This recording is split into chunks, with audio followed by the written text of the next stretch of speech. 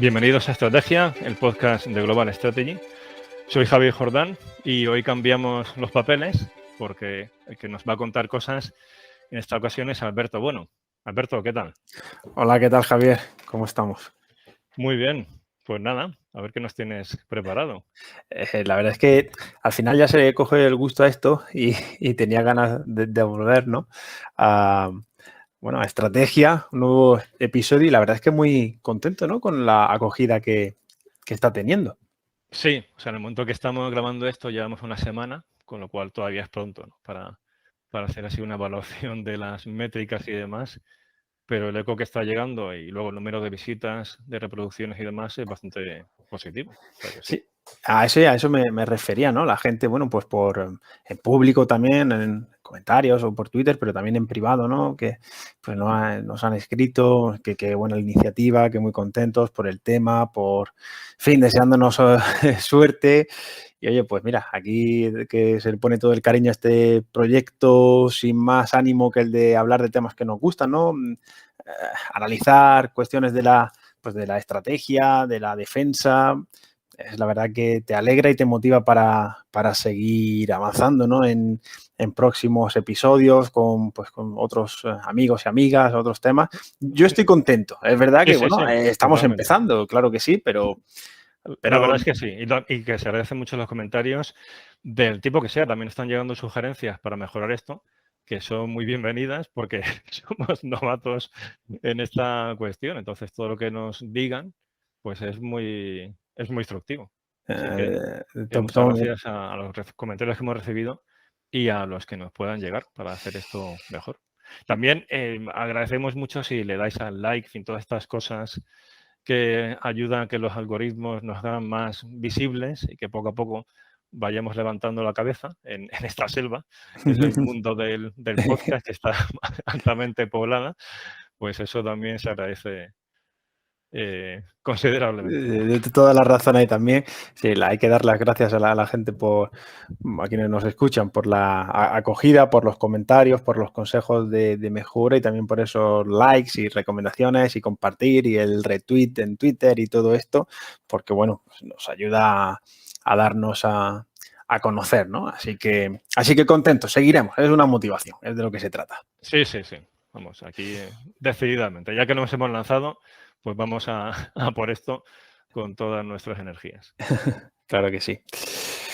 Bien, Pues entonces, bueno, el tema que me habías, o sea, que habías propuesto, ¿no?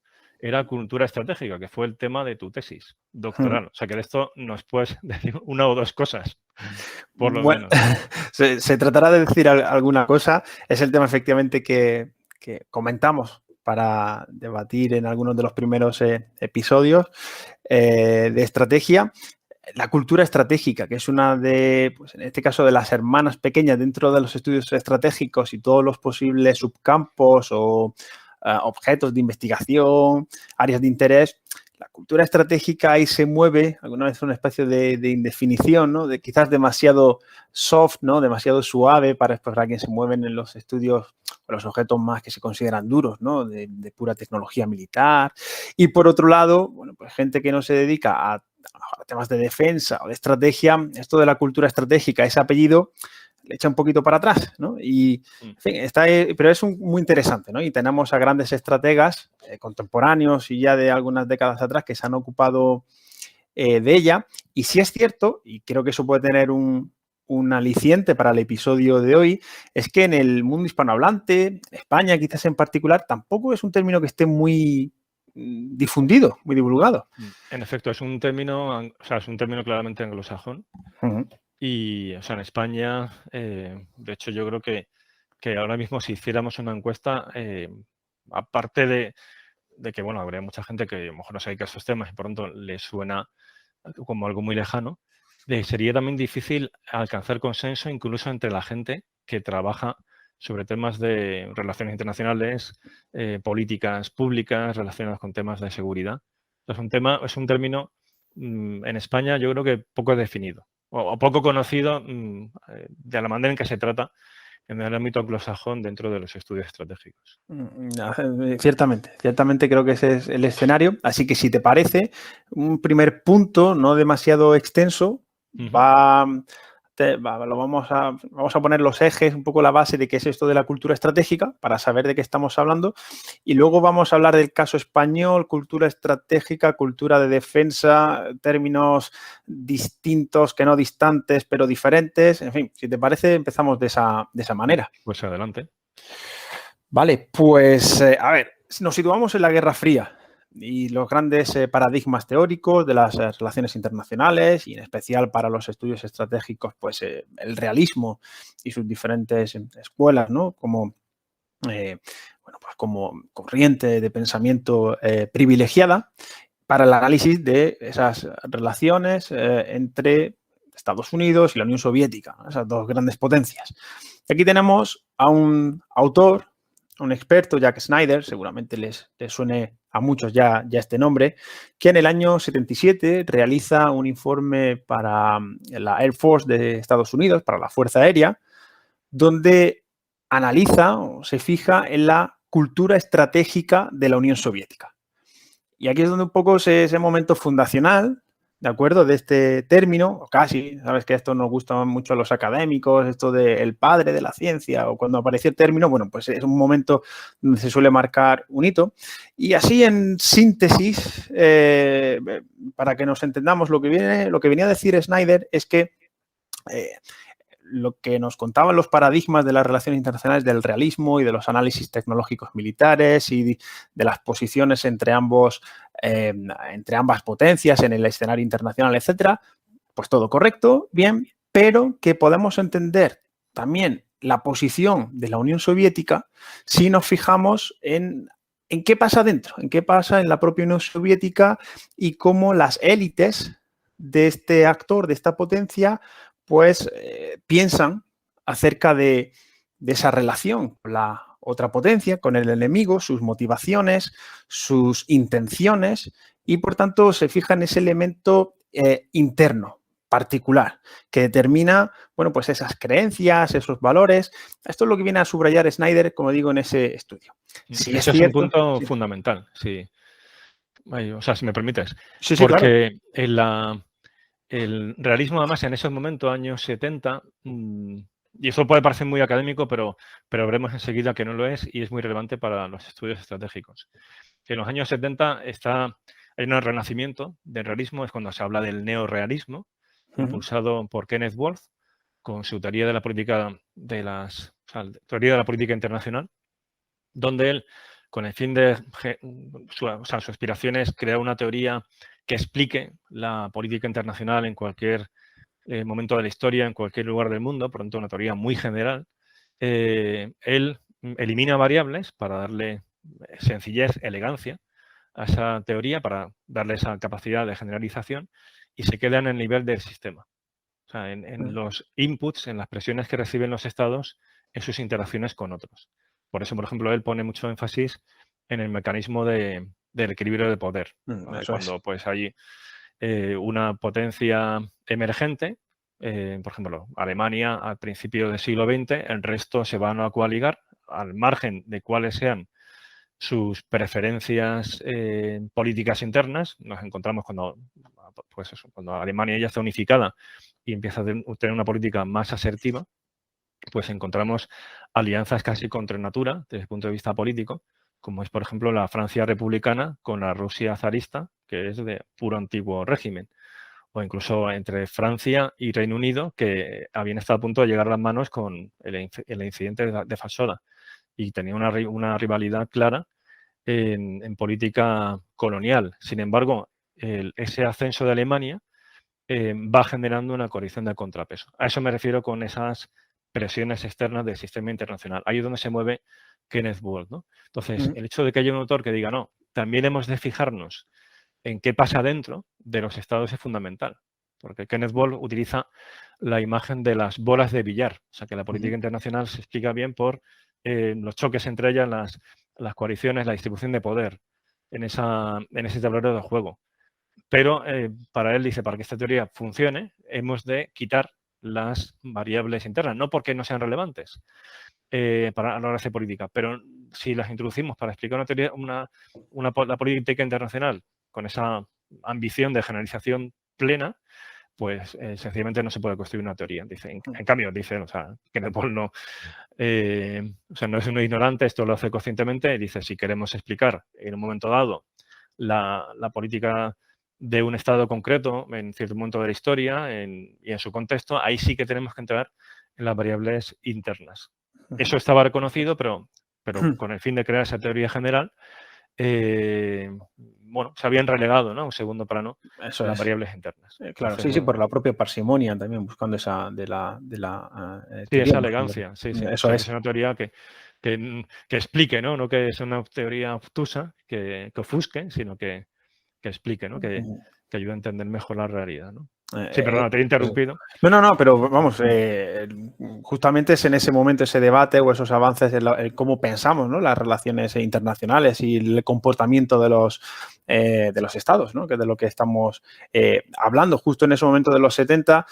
Pensemos también que venimos una corriente de años 50, 60, ¿no? Pues la importancia pues también de la teoría racional, de todos estos también paradigmas, ¿no? Y se produce como este giro hacia, bueno, fijémonos qué ocurre dentro. A ver, tampoco es que sea absolutamente nuevo. Y me explico, para muchos autores vienen a decir, sobre todo pues militares, ¿no? O expertos en ese terreno, y dice, a ver, cuando Clausewitz hablaba de la moral del enemigo, pues en definitiva nos estaba diciendo, oye, fijémonos en esas cuestiones internas, ¿no? De los líderes o del ejército, en fin. Ese término moral nos dice poco del sistema en sí.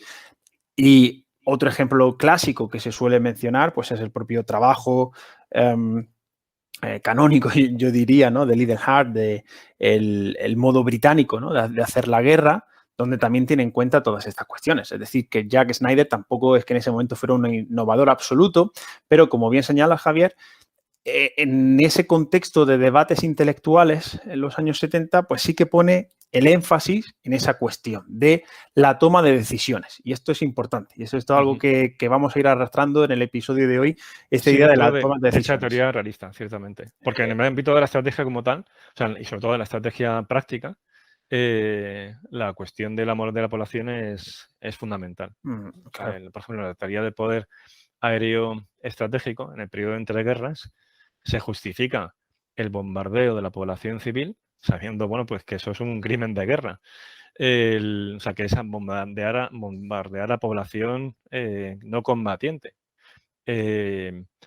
Con el fin de acortar la guerra, o sea, es un fin justifica los medios, ya que hundiremos la moral de la población y entonces la población obligará a que el gobierno desista, ¿no? Y por tanto aquello se venga abajo. Cosa que es una falacia. O sea, luego se ve en la Segunda Guerra Mundial que eso no funciona así. Que tal cosa no ocurre, efectivamente. Eso en concreto para esa teoría estratégica, ¿no? Pero ciertamente el factor interno es fundamental. En la propia Alemania, en la Primera Guerra Mundial, sí que es un tema más complejo, ¿no? Pero al menos los militares alemanes dicen es que nos han apuñalado por la espalda. Eso tiene mucho de cliché, o sea, tiene mucho de una visión retrospectiva muy, muy sesgada, porque es mucho más complejo. Es que realmente ya Alemania no podía librar la guerra porque su capacidad industrial y de surtir el frente, pues es que no tenía nada que hacer contra los aliados, especialmente cuando Estados Unidos entró en la guerra, o sea que esa guerra está perdida y por tanto ya más la población estaba sometida a ese bloqueo naval británico desde el principio y ahí tiene mucho peso también el factor interno, no en esa relectura que luego hacen de la historia, pero sí desde luego el factor interno tiene bastante peso. O sea que en la estrategia como tal, la cuestión de la población, del apoyo social, lo que dices, o sea, es que es clave. Claro, y eso es la propia idea de la Trinidad, ¿no? Es decir, que en la tradición estratégica, como bien señalas, esta idea del factor interno está presente, ¿no? Lo que Snyder viene a subrayar también es en cómo también las élites, en la toma de decisiones, pues perciben la situación, sus intenciones, sus motivaciones.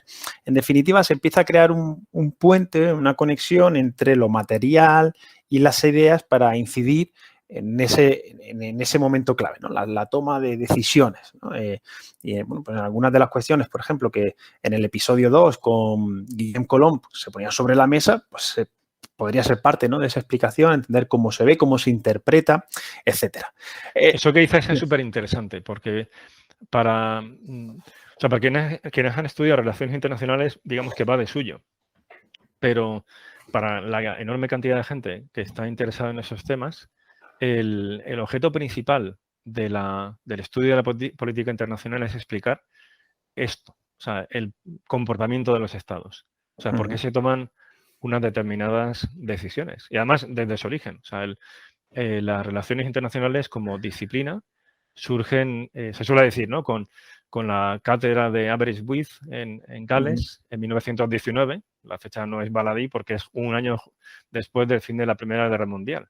Y por tanto, pues tiene una finalidad social, el estudio de las relaciones internacionales, que es analizar por qué los estados pueden hacer algo tan brutal como es ir a la guerra unos contra otros y con el destrozo enorme que provocó la Primera Guerra Mundial. Entonces, la finalidad de las relaciones internacionales en su origen es explicar el fenómeno de la guerra con el fin de evitar la guerra, ¿no? Y eso, el corazón, por tanto, es ir a la decisión política. O sea, cómo se llegan a ese tipo de decisiones.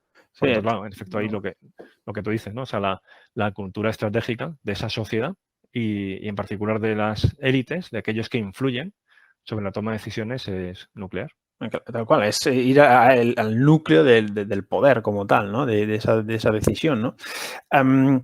Y justo con lo que señalabas, el comportamiento de los actores, Javier, me sirve para introducir brevemente, solo 3 pinceladas, distintas perspectivas que a esto que estamos comentando se le han ido dando, ¿no?, a lo largo de, pues, desde los años finales de los 70 hasta casi la actualidad. Con matices, el debate es mucho más amplio, pero simplificamos aquí. Hay como 3 grandes ideas en torno a la cultura estratégica o 3, mejor que ideas, perspectivas, ¿no? La primera es que la cultura estratégica es una explicación añadida al comportamiento de los estados, entendiendo pues que está influido por el interés nacional, por la distribución de poder en el orden internacional. ¿De acuerdo? Pues la cultura estratégica sería una más, que nos ayuda a entender el por qué toman determinadas decisiones. Por otro lado, otra perspectiva señala que la cultura estratégica es la variable, es el factor, ¿vale?, que explica el comportamiento estratégico de un Estado. Y aquí también hay debate, porque algunos vienen a separar el comportamiento estratégico de la cultura estratégica, mientras que otros vienen a precisamente unirlo, ¿no?, como señalaba. Pero bueno, ahí la discusión es más honda.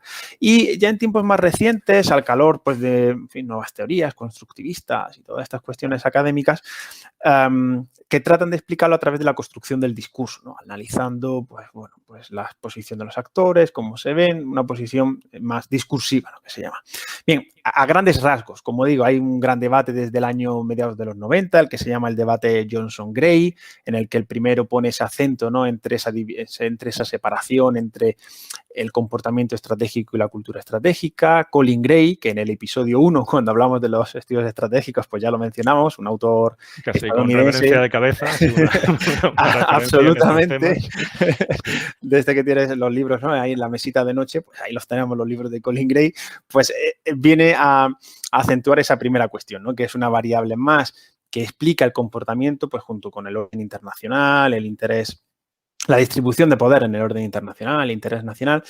Y sin querer ahondar en estas cuestiones, aquí me permito tomar partido, sin querer decir que compre por completo la teoría o que no tenga todos los matices que se le quieran añadir, pero creo que en el campo de los estudios estratégicos y precisamente por cuál es un poco nuestro foco, nuestra idea, esa perspectiva, ¿no?, de que la cultura estratégica es un factor más muy importante, el interno, que nos puede ayudar a entender la decisión, ¿no?, y la posición pues, de los actores estatales en este contexto global, mundial, pues creo que es una de las que pues, encuentra más réplica y es más seguida, entendiendo que la realidad es compleja, ¿no?, y que tampoco poner todos los huevos en la misma cesta, ¿no?, es decir, bueno, pues es que la cultura estratégica es lo que nos determina, es la variable independiente por excelencia, el factor clave que nos dice esto, pues bueno, admite discusión, ¿no? Rara vez hay una variable, Claro.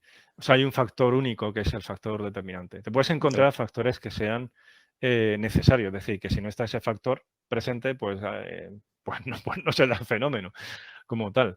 Y ya es, vamos, y ya es raro que sea el único que sea necesario. Pero que además sea el que explica todo, pues Claro. por lo que veíamos, ¿no? En el episodio de ese estudio del futuro, es muy difícil hacer estimaciones con seguridad sobre el futuro por la complejidad de los fenómenos sociales. Claro, claro. Mirando Eso hacia es. el futuro, mirando al presente, ocurre lo mismo. Ujú. O sea, son muchísimas variables interaccionando entre ellas y decir que solo se explica por un único motivo Ujú. es una simplificación Claro. de la realidad. O sea, Ujú. igual lo hace más fácil de entender, pero estamos dejándonos buena parte de la realidad fuera, de lado. O sea, Ujú. es una explicación insuficiente. De Claro. todos modos, perdona, Alberto, si no te importa, si pudieras resumir, o sea, repetir otra vez esas 3 visiones de la cultura estratégica para que quede clara la diferencia entre Ujú. ellas y ya a partir de ahí trabajamos con Ujú. De la que tú acuerdo. prefieres. Pues en síntesis, la primera nos dice que la cultura estratégica es un factor más que explica el comportamiento de un actor estatal, en este caso, aunque aquí pongo una nota al pie. También hay autores, expertos que dicen, bueno, y también podemos explicar la cultura estratégica de los actores no estatales, ¿no? Cierro ahí la nota al pie. En definitiva, cultura estratégica como un factor más que nos explica la posición, la decisión de un actor junto con el interés nacional, la distribución de poder en el orden internacional, etcétera. Sería la primera. La segunda es la que incide en que es el factor que explica el comportamiento estratégico de un actor, ¿de acuerdo? Es la variable independiente por excelencia y que puede explicar mucho mejor pues, que las distintas escuelas realistas, ¿no? O que Sí, que es una visión casi institucionales. cultural, una visión casi cultural, ¿no? De las Absolutamente, relaciones eso internacionales, es, que explica todo, absolutamente. que todo es la cultura. Vale. Efectivamente, supera ese paradigma sistémico que tú mencionabas del realismo o del liberalismo internacional y dice, no, la cultura estratégica es lo que explica todo esto, ¿de acuerdo? Esa es la segunda visión. Y la última, que es más reciente, pues tiene que ver con todas estas escuelas de discursivas que analizan el discurso y que es una construcción como tal de la misma. Aquí, bueno, pues es un debate abierto, más reciente, no cerrado, y que creo que al menos dentro de los estudios estratégicos en particular, encuentra menos eco, ¿no? Y que de entrada es que, a ver, no es una crítica general, ¿no? Pero a veces es que el tema de... O sea, a mí me encanta, antes aludía, ¿no? De que las teorías tratan de explicar y no de ofuscar. Esto viene de John Mearsheimer, que es uno de mis segundo único fanboy de Mearsheimer. Y porque además que Mearsheimer se gala de ello. Mearsheimer es muy fácil seguirle, porque explica muy bien y luego, o sea, tanto... en sus conferencias como luego cuando escribe es muy fácil de seguir, no simplifica, es decir, no es un autor que en este sentido simplista, sino que es un buen pedagogo. Pero es que a veces en el ámbito del constructivismo me temo que se inclina por el otro lado de la balanza y porque así, tal como está anunciado, a mí de entrada no me queda claro a qué se está refiriendo, ¿no? Y luego, porque a veces ese tipo de debates, sinceramente, no sé qué utilidad práctica tienen. Ya, Y, o sea, que a veces, o sea, y con todo el respeto, ¿eh? sí, sí.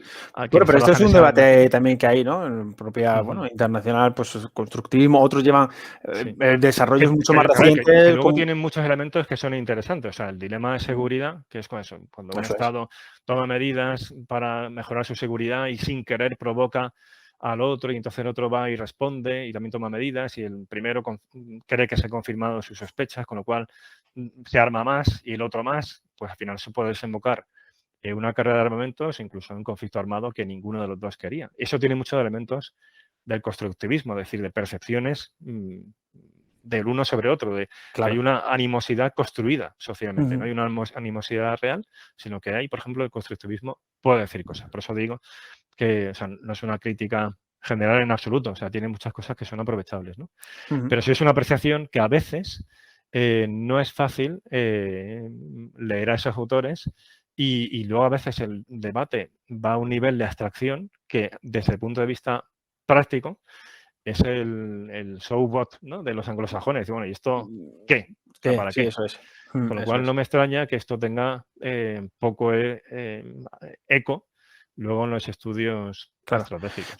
Por eso me inclino también más por la primera, no porque yo quiera cerrar aquí ningún debate para el que, en fin, no estoy, sino también porque establece más una dialéctica, creo que interesante, entre esas posiciones pues constructivistas, más culturales y ideacionales, es decir, de las ideas, ¿no? Cómo perciben el líder político, al contrario, ¿no? Las élites del país, junto con esos elementos sistémicos, el Y que propio es interés. fundamental. Y, o sea, Claro, que eso y que son elementos fundamentales. eso Pero es. que ponerlo luego en relación con la realidad. O sea, la realidad existe objetivamente. Es verdad que nuestra percepción está muy condicionada y que en gran medida nuestra percepción de la realidad es construida. Pero eso no quita que hay una realidad objetiva ahí fuera. Eso es. Sí, sí, pero ahí se me ha salido un poco de dentro, pero es que a veces el debate se va a unos extremos en que parece que todo ya Eso una aquí, Javier, lógica Javier Jordán aquí es Colin cartesiana. Gray. Ese es Colin Gray, sería su posición, ¿no? Bueno, Y de todo un poco que sigue. Justamente eso subraya esa idea, ¿no? Que la realidad está ahí. Efectivamente, podemos. Cuando hace unas semanas publicabas tú, Javier, en Global Strategy este artículo acerca de la coherencia e incoherencia en la estrategia, ¿no? Que recomiendo, aprovecho pues a los oyentes para que lo lean porque es muy interesante. Hablabas pues precisamente muchas gracias. de las suposiciones que Colin Gray Claro. dice, a la hora de hacer la estrategia, los fines medios y modos, ¿no? Los ends, ways and means, y dice las suposiciones. Sí, sí. Eso nos está indicando este nivel, pues más de posición subjetiva, de construcción, de decir, vale, ¿y cómo entendemos todo esto? Esto hay que tenerlo en cuenta. No podemos vivir al margen de eso. Y que juega un papel fundamental, porque Claro, la realidad que es la que es y tú puedes apreciarla mal y construir una estrategia fallida en base a eso. claro, eso es. Por ejemplo, un caso histórico acabado en ese sentido por la magnitud que tiene es la Alemania nazi. Ese culto a la voluntad, es decir, Claro. el pensar que nosotros porque queremos podemos.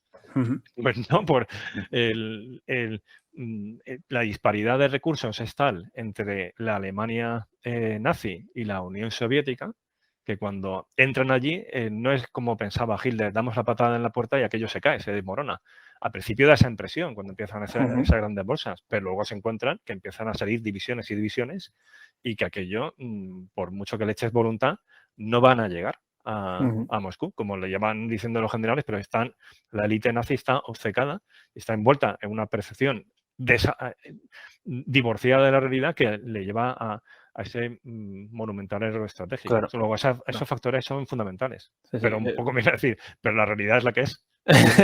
Tienen que ajustarte a esa realidad. Que claro, por eso, ¿no? Que se complejiza un poco más, lo enriquece, creo que es un poco aquí mi posición, que la tenemos, no la podemos soslayar, ¿no? Esas son las assumptions, las suposiciones que dice Gray en la estrategia. Oye, ¿y cómo se perciben los fines, los medios y los modos? Esto es importante, pero que tenemos que tener en cuenta pues otras cuestiones como pues eso, la distribución de poder, el interés nacional, estas cuestiones que estaba señalando, ¿no? Esa realidad que está ahí fuera, ¿no? Que también es importante. Y es súper interesante porque ya pensando en qué puede hacer el otro, o sea, hay un vicio de inteligencia que se llama la imagen del espejo, que es cuando estimas la conducta del otro en base a lo que harías tú en su lugar. Claro, pero eso es una imagen de espejo, porque el otro no eres tú. El otro tiene, además de sus intereses, sus valores, su cultura estratégica, y entonces puede hacer cosas que a ti te parezcan irracionales. Pero para él no son irracionales porque lo está haciendo con otros elementos de juicio. Y otro, yendo de nuevo a la Segunda Guerra Mundial, como Japón va a la guerra contra Estados Unidos, que es algo que viendo la disparidad de fuerzas y de PIB era suicida. Había gente lúcida en Japón que lo ve claramente, Yamamoto, por ejemplo, el arquitecto del ataque a Pearl Harbor, pero él antes dice, no, pero es que esto es un error, o sea, es que no podemos derrotar a Estados Unidos. Pero ya, si tenemos que ir, hagámoslo de esta forma. Pero hay buena parte de la élite japonesa que cree que sí que puede. Con lo cual, en ese sentido, lleva a que Estados Unidos se lleve la sorpresa de que los japoneses van a por ellos.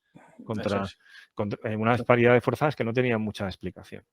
Eso es. Estos son ejemplos O sea, históricos que inciden en esta cuestión y por eso creo que en esta conversación entre distintas perspectivas, paradigmas, pues creo que nos podemos un poco mejor entender la realidad y llevarla también a la práctica, que es lo que recordamos en ese episodio 1, que los estudios estratégicos se preocupan mucho por decir el mundo es así y cómo lo podemos entender y cómo quizás podemos orientarle esa decisión, que en definitiva es lo que esto se preocupa. La cultura estratégica, precisamente, y lo decías la palabra, valores, creencias, las suposiciones, los intereses que tienen las élites, y ahora veremos brevemente eso de las élites, quiénes son, sobre el uso o la amenaza del uso de la fuerza, ¿no? Que es esa definición canónica que decimos que es de lo que nos interesa, ¿no? A los estudios estratégicos. Pues la cultura estratégica se fija ahí. Claro, ¿por qué puede estar modelada la cultura estratégica? Pues pienso aquí en nuestro querido Josep Baqués, por la geografía, ¿no? Un factor importante que puede influir en cómo se percibe.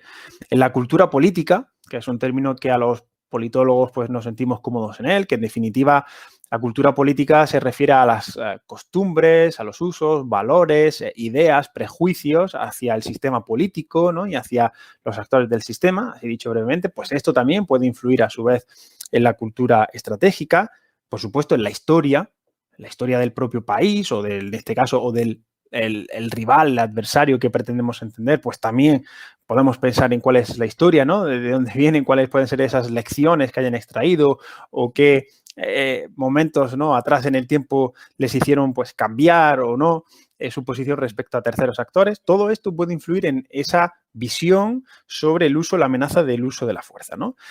Otros tiempos ya desde los 90, también la cultura organizacional, lo decías con los ejércitos, también como en este caso las Fuerzas Armadas o los ejércitos perciben esta cuestión y aquí meto una cuña porque es otra pata muy interesante de la cultura estratégica, que son las propias relaciones civiles militares entre la élite política, que en un sistema democrático además entendemos que es quienes dirigen, ¿no?, la política, y la organización ejército, ¿no?, como tal. Cómo perciben ellos esta cuestión y cómo pueden influirla o verse influidos también en este, digamos, intercambio también de retroalimentación y, por tanto, cuáles son las relaciones entre unos y otros. Claro, ¿quiénes son estas élites? Pues una ya la hemos adelantado, quienes toman las decisiones o quienes legislan, dependiendo del sistema. También pueden ser los propios militares, ¿no?, los altos oficiales, las instituciones como tal, determinadas instituciones dentro de la administración, órganos concretos, cómo se perciben, si tienen así una visión, una influencia. Y estoy pensando, pues, en el sistema de Estados Unidos, el Consejo de Seguridad Nacional, ¿no?, que ahí se sientan otros elementos, otras élites que no son exclusivamente militares, que también hay militares y que tienen algo que decir en la política exterior, ¿no? Pues podría ser otras de esas élites. Y un elemento, y aquí en un capítulo de Oda Colin Gray, que precisamente Gray en su libro de los estudios estratégicos en Estados Unidos del año 82, si no recuerdo mal, tiro de memoria, señala también como algo muy central para los estudios estratégicos y que lo mencionamos también hace un par de semanas. Pues los expertos, ese ecosistema de pues, think tanks, universidades, empresas, ¿no?, que de una manera u otra pueden influir también en la toma de decisiones. Es decir, que la élite, el concepto de élite lo podemos entender muy reducido a quien toma la decisión política, el político, o ampliarlo hacia todos estos elementos que en mayor o menor grado pueden intervenir en un momento dado en la conformación de la posición del actor estatal. Sí, ahí yo creo que es útil esta diferencia básica, también muy de ciencia política, de élites primarias, que son las que toman las decisiones directamente, o sea, el decisor político como tal, y élites secundarias, todos aquellos que influyen sobre las élites primarias. Te iba a preguntar una cosa, Alberto, ¿Sí? por estos elementos que decías que acaban construyendo la cultura estratégica. O sea, entiendo que eso por tanto sería algo muy similar a la cultura política de un país, con la diferencia, ¿no?, de que es otro tipo de cultura, afecta a una política pública muy particular, que es la acción exterior, la defensa. Pero tiene la semejanza con la cultura política de que es algo que se va generando poco a poco, como en diversos sedimentos, o sea, es una base que van acumulándose y que por lo tanto es algo que no cambia de forma repentina. O sea, que la cultura estratégica es algo generalmente estable. No es inamovible, pero es estable. Es decir, hay cambios, pero son cambios casi imperceptibles, que se aprecian, sí, más bien con una mirada a largo plazo, como ha cambiado pues en 30 años. Entonces uno sí que ve que ahí ha habido alteraciones, pero que no es en la opinión pública en un momento concreto sobre una crisis determinada. Eso va a estar en buena medida influido por la cultura estratégica, pero eso no es la cultura estratégica. ¿El qué piensa la opinión pública? Pues sobre la intervención de este país en este conflicto concreto. Eso es. Ahora que hablaremos a continuación de cultura de defensa, hace unos años publiqué en la revista del Instituto Español de Estudios Estratégicos un artículo muy, muy modesto, la verdad, pues sobre cultura de defensa. Y un punto era precisamente el de diferenciar, porque yo venía hablando de cultura política, esta diferencia que tú comentabas, y justamente era eso, ¿no? Tenemos que diferenciar la cultura estratégica, en este caso, de la opinión pública, que es un elemento más que puede influir en la decisión, ¿de acuerdo? Que puede estar ahí, que puede conformar, puede permear, ¿no? el estado mental o los sesgos de los decisores, pero no es como tal la cultura. Y fíjate, Javier, iba ahí certero a la diana cuando mencionabas esa idea de continuidad, ¿no? En todos estos debates ya de 4 o 5 décadas sobre la cultura estratégica, una de las críticas que se le hacía es un poco lo que comentábamos, ¿no? Cuando se entraban en explicaciones pues ya mucho más constructivistas, culturalistas, era, bueno, ¿y usted qué me quiere decir con esto, no? ¿Cuál es el punto? No veo que sea una teoría sólida y que realmente pueda explicar una situación en concreto. Esto era una crítica. Y otra crítica que se le hacía, o que se le viene haciendo, es que la cultura estratégica puede ser un marco teórico muy útil para explicar la continuidad de la política de defensa o cómo se desarrolla a lo largo de los años, cómo se conforma en definitiva, pues parafraseando a Snyder, ¿no? La cultura estratégica de la Unión Soviética, pero pierde potencia explicativa para analizar el cambio en un país. ¿Por qué ocurre eso? Y si es verdad, y aquí ahora me pongo aquí del lado de pues estas visiones más de discurso, de constructivistas que dicen, bueno, nosotros lo que aspiramos con esto es precisamente a explicar por qué en un momento dado la cultura estratégica de un país cambia, puede verse alterada, ¿no? Y creemos que a través del discurso, de las posiciones de los actores, es como pueden, bueno, pues y que eso es muy entenderse. interesante. Claro, Sí. eso es un poco justamente, o sea, tu comentario, vamos, más que pertinente, porque incide en ese debate que se tiene en estos años y si es verdad que estas nuevas posiciones acerca de la cultura estratégica como cambio, pues es algo más reciente, que aquí, bueno, pues como todo propio tema emergente, pues hay debate, pros, contras, algunos que dicen, pues esto es maravilloso y otros que dicen, bueno, en definitiva no aporta nada a lo que ya había. Bueno, aquí ya cada maestrillo y cada sus filias y sus fobias, no entramos en eso, pero sí me gustaría subrayar aquí, antes de entrar un poco más en España y cultura de defensa, lo que esto último que señalas, ¿no? ¿Cómo nos puede explicar esa continuidad en el tiempo, ¿no? O las decisiones, en este caso política de defensa, en un país, porque se va permeando, ¿no? Como una estalactita a lo largo de los años y ir conformando un poco, pues, claro, porque nos basamos, insisto en ello, en la geografía, en la propia historia, en la cultura política, ¿no? Que no son estados de opinión, sino que se arrastran, ¿no? En los procesos de socialización, ¿no? De las generaciones, de las nuevas generaciones. Y creo que eso es importante tenerlo en cuenta. Y que nos permite así distinguir entre países. O sea, ¿no? Claro.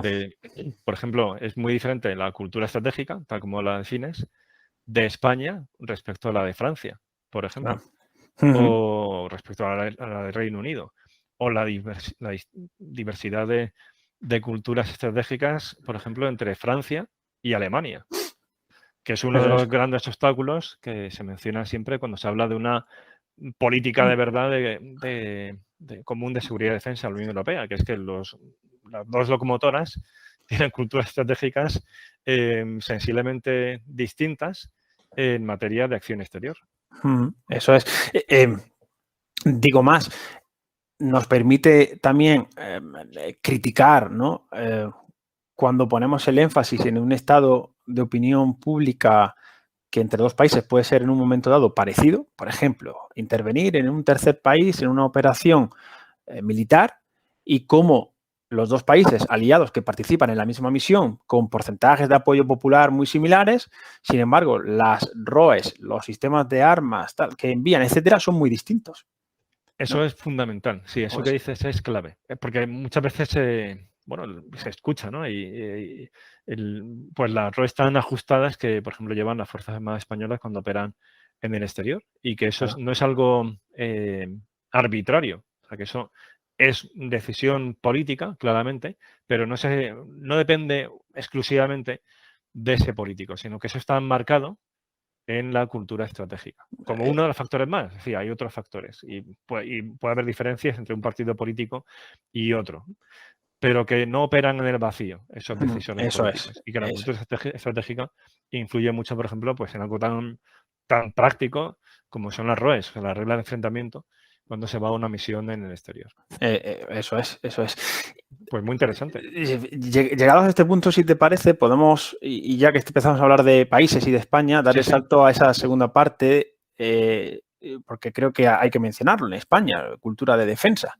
me parece perfecto.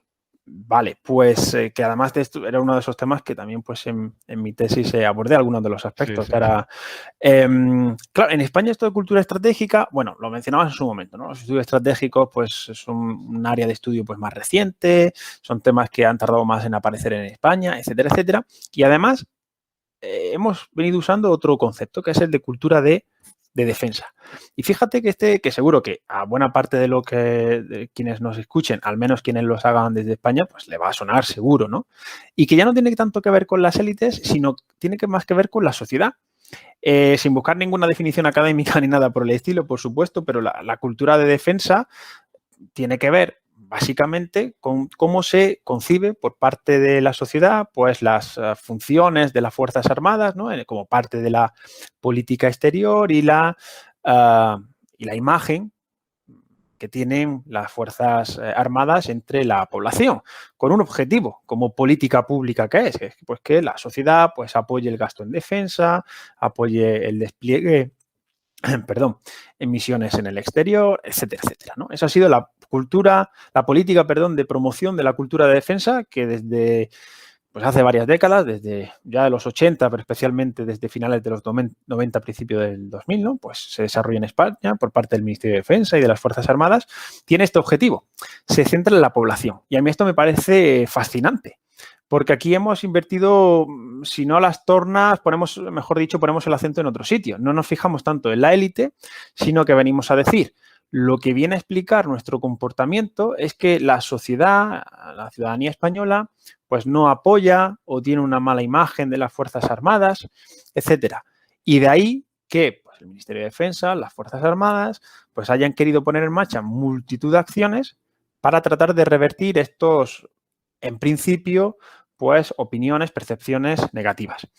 Hay ciertos elementos históricos que juegan ahí un poco en por qué se ha conformado esto, ¿no? No soy historiador y además creo que es de sobra conocido, pero podemos hablar, pues, de el intervencionismo militar en la política española siglos XIX y XX, la larga dictadura de Franco, el aislamiento internacional de España, pues sobre todo en este escenario de posguerra, ¿no? Mundial. Todas estas son las explicaciones que se suelen dar a por qué se ha producido en España un distanciamiento entre la sociedad y su ejército, ¿no? Y aquí hay pues multitud de cuestiones históricas, ¿no? Pues el desastre de Anual, que precisamente pues hace unas semanas, ¿no? Pues se conmemoraba y se recordaba, o bueno, pues cómo se llevaba a cabo el servicio militar, ¿no? Con esas prestaciones, los espadones, en fin, todo esto que es de sobra conocido, incluso que algunos llegan a hablar del excepcionalismo español.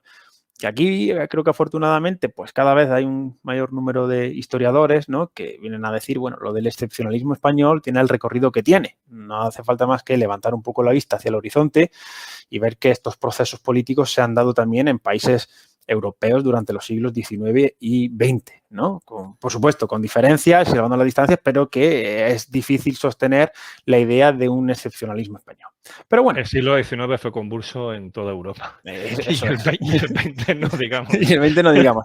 Pero bueno, se pone el acento, ¿no? Y eso incluso la idea de que hay una sociedad española pacifista, o mejor dicho, con tendencia, ¿no? Hacia apoyar posiciones pacifistas. Digo todo esto porque son los argumentos que se han venido dando y que sostienen esta política. Como todo esto ha conformado que la gente rechace lo militar o tenga prejuicios hacia lo militar, etcétera, pues hay que intervenir ahí. Y es Entonces, cierto. Alberto, ¿sí? perdona. Sí, sí. Tal como, por lo que estás contando, entonces deduzco que la cultura de defensa sería más bien, serían las percepciones, ¿no? Las actitudes de la ciudadanía hacia las Fuerzas Armadas o, bueno, llevándolo ahora al presente hacia la política de defensa, aunque no estuviera conceptualizada Uh-huh. como tal, pues hace décadas. y que eso a su vez sería como un elemento integrante de la cultura estratégica, que es algo superior, o sea, es algo que abarca más cosas, como la acción exterior del Estado. Eso es. Claro, ahí es donde quería a llegar, ¿no? Que en todos estos años hemos puesto el énfasis en esas cuestiones, se ha puesto el énfasis, y es ciertamente, si uno se iba a las encuestas, pues veía pues que bueno, pues un rechazo, ¿no? Pues a determinadas intervenciones o a la subida del gasto militar o al despliegue de misiones en el exterior que no fueran humanitarias o la presencia de militares somos de la universidad, ¿no? Pues en la universidad, esto me cuentan, yo por suerte ya esto no lo he vivido como parte de mi realidad, ¿no? Pero bueno, los maestros pues sí que tienen un poco esa imagen, ¿no? De que no se podían hablar de según qué temas, en fin, todo esto es lo que ha motivado ello, pero sería un componente de la cultura estratégica. Haría referencia a esa parte de la opinión pública que es un factor más que interviene en la cultura estratégica. Fíjate, si no hemos hablado de cultura estratégica en España y si hemos hablado de cultura de defensa, que luego hemos creado, y en el hemos creado es un plural majestático, lógicamente, ¿no? Es una licencia ahí retórica, pero hablamos de conciencia de defensa, que sería, dependiendo de la época, porque esto ha cambiado a lo largo de las décadas, pero bueno, la importancia de entender que los temas de defensa son importantes para garantizar el bienestar de la sociedad española y los fines de libertad, igualdad, etcétera, etcétera, pues es conciencia de defensa. Hablamos de cultura de seguridad y defensa, de cultura de seguridad. Esto a mí me resulta muy interesante porque hemos pasado de esa idea de cultura de defensa propia, privativa y del ámbito de la defensa, de lo militar, a hablar ahora de cultura de seguridad que se vincula a la seguridad nacional, que es un nuevo marco de políticas. Sí, de hecho, te iba a decir que la última estrategia de seguridad nacional, o sea, la última, la de 2017, que es la que está publicada, la última publicada cuando grabamos esto, se habla explícitamente de estrategia de seguridad, perdón, de cultura de seguridad nacional. Claro, eso es. Y que ahora hay un plan, de hecho, que salió hace unos meses. Sí. Que si nos fijamos en el plan y salvando el cambio de vocabulario y del término, la conceptualización, la idea que hay en ese plan, las medidas que se proponen, los planes, pues salvando la distancia temporal, son muy, muy parecidas a lo que cuando en el año 2002 y 2003 se publica el Plan Director de Cultura de Defensa y los distintos planes derivados, pues a lo que se decía entonces. Es decir, que fijémonos en que esa idea que es para la defensa la hemos trasladado a la seguridad nacional, donde ahí entran pues otros actores, otros ámbitos de políticas, etcétera, etcétera, ¿no? E incluso se escuchan términos como el de conciencia estratégica, cuestiones así que la verdad tienen difícil encaje, explicación. Eso ya suena mucho a una especie de sinónimo de cultura estratégica. Entiendo, ¿no? O sea, lo que comentábamos al principio, que el término no está del todo bien delimitado en España. Claro, no está, pero que ahora mismo haya cierta ebullición de intuiciones, de intentos de darle, acuñar, ¿no? la palabra correcta para llegar al final a lo que nos estamos refiriendo. Claro, pero aquí ya tenemos lo que estamos hablando. Aquí hay un marco que es práctico y que saber diferenciarlo, ¿no? Aquí, en definitiva, lo que subyace en esta idea de la cultura de defensa es básicamente en el que, bueno, una idea de por parte también de los militares, y aquí hablo de la época de la transición, los 80, también una parte, ¿no? Pues de las Fuerzas Armadas que entienden, ¿no? Que existe esa brecha, ¿no? Entre pues los militares y la sociedad, ¿no? En esas relaciones fuerzas armadas sociedad, ¿no? Como se decía entonces, pues de que la sociedad pues no nos comprende, la sociedad española no nos quiere, y claro, y esto es lo que dijo, pues hay que trabajar aquí. Con otras cuestiones que no las vamos a profundizar en ellas, pero que me parecen interesantes porque explican cómo se ha creado esto, que es la idea también de la ausencia de un sentimiento fuerte de patriotismo, por ejemplo, y que haya nacionalismos periféricos, pues evidentemente las encuestas nos dicen que en Cataluña y en País Vasco, pues el rechazo a las Fuerzas Armadas, a los militares, etcétera, pues ha sido mayor que en otras regiones de España, ¿no? Y que es un tema que al final también afecta a la cultura estratégica. Efectivamente, ¿no? Entonces ahí se ha puesto un poco el énfasis en todas esas cuestiones e incluso en los planes derivados de cultura de defensa, pues había un plan de comunicación dirigido pues a los medios de comunicación y a los periodistas para que estos conocieran el trabajo de las FAS, de las Fuerzas Armadas, pues que no los vieran pues en fin, pues como una institución ahí apartada que hacen, sino que hacen llevan a cabo acciones, ¿no? Pues útiles para la seguridad y bienestar, en fin, que se rompiera también un poco esos estereotipos, ¿no? Por ambas partes, también colaboración con otras administraciones públicas, la acción cultural, todo esto de muchos de los desfiles, de los museos, de las exposiciones, mejor dicho, que se ponen en marcha. El objetivo es este de la cultura de defensa, ¿no? Lo cual es muy interesante, todo un marco, ¿no? Que apoya todo esto. Y también el sistema O al menos educativo. tiene esa dimensión. Ahí la verdad es que ha habido Claro. una mejora en España pues muy sensible, por ejemplo, en lo que comentas, ¿no? De los museos de defensa, Uh-huh. que también por los avances en la propia museología, Uh-huh. o el término que se emplea, ¿no? Para hablar Sí, sí, sí. de ese ámbito, ¿no? De conocimiento y ese ámbito profesional, pero no tiene, por ejemplo, nada que ver el Museo del Ejército de los años 80, 90 del actual, en el Alcázar de Toledo, que Sí, sí, sí. es espectacular, que está muy bien. O sea, es un Sí, sí, museo eso es. formidable. Pues claro, pues fíjate que todas estas cuestiones, y bueno, y qué decir del sistema educativo, que tiene una derivada hacia pues, la educación secundaria, los colegios y todo esto, pero tiene otra hacia la universidad, que nosotros conocemos muy bien, ¿no? Y que cualquier profesor universitario, estudiante que nos escuche, pues habrá escuchado hablar de las jornadas de cultura de defensa, de los congresos, de las subvenciones, de los cursos de verano, todo esto se lleva poniendo en marcha desde hace 2 décadas de manera planificada, pero y sin planificar antes. Rara es la universidad española que no ha recibido en algún momento, ha organizado, mejor dicho, pues algún curso, jornada sobre estos temas y que tiene o ha recibido en la mayoría de los casos subvención del Ministerio de Defensa o de algún organismo vinculado a las Fuerzas Armadas con objeto de que se hablen de estos temas en las universidades, ¿no? Pues el conflicto pues el que fuera en ese momento, el que estuviera un poco pues candente, ¿no? En Afganistán, en Irak, en Mali, donde fuere, y juntar a profesores civiles y también con militares pues para hablar un poco del conflicto, de su gestión, y ahí los militares pues se sentaban a contar qué hacen las Fuerzas Armadas Españolas allí, si es que estaban en ese conflicto, o a entender un poco las dinámicas más, los aspectos más militares, ¿no? De la guerra en concreto que fuese. En fin, todo esto ha conformado.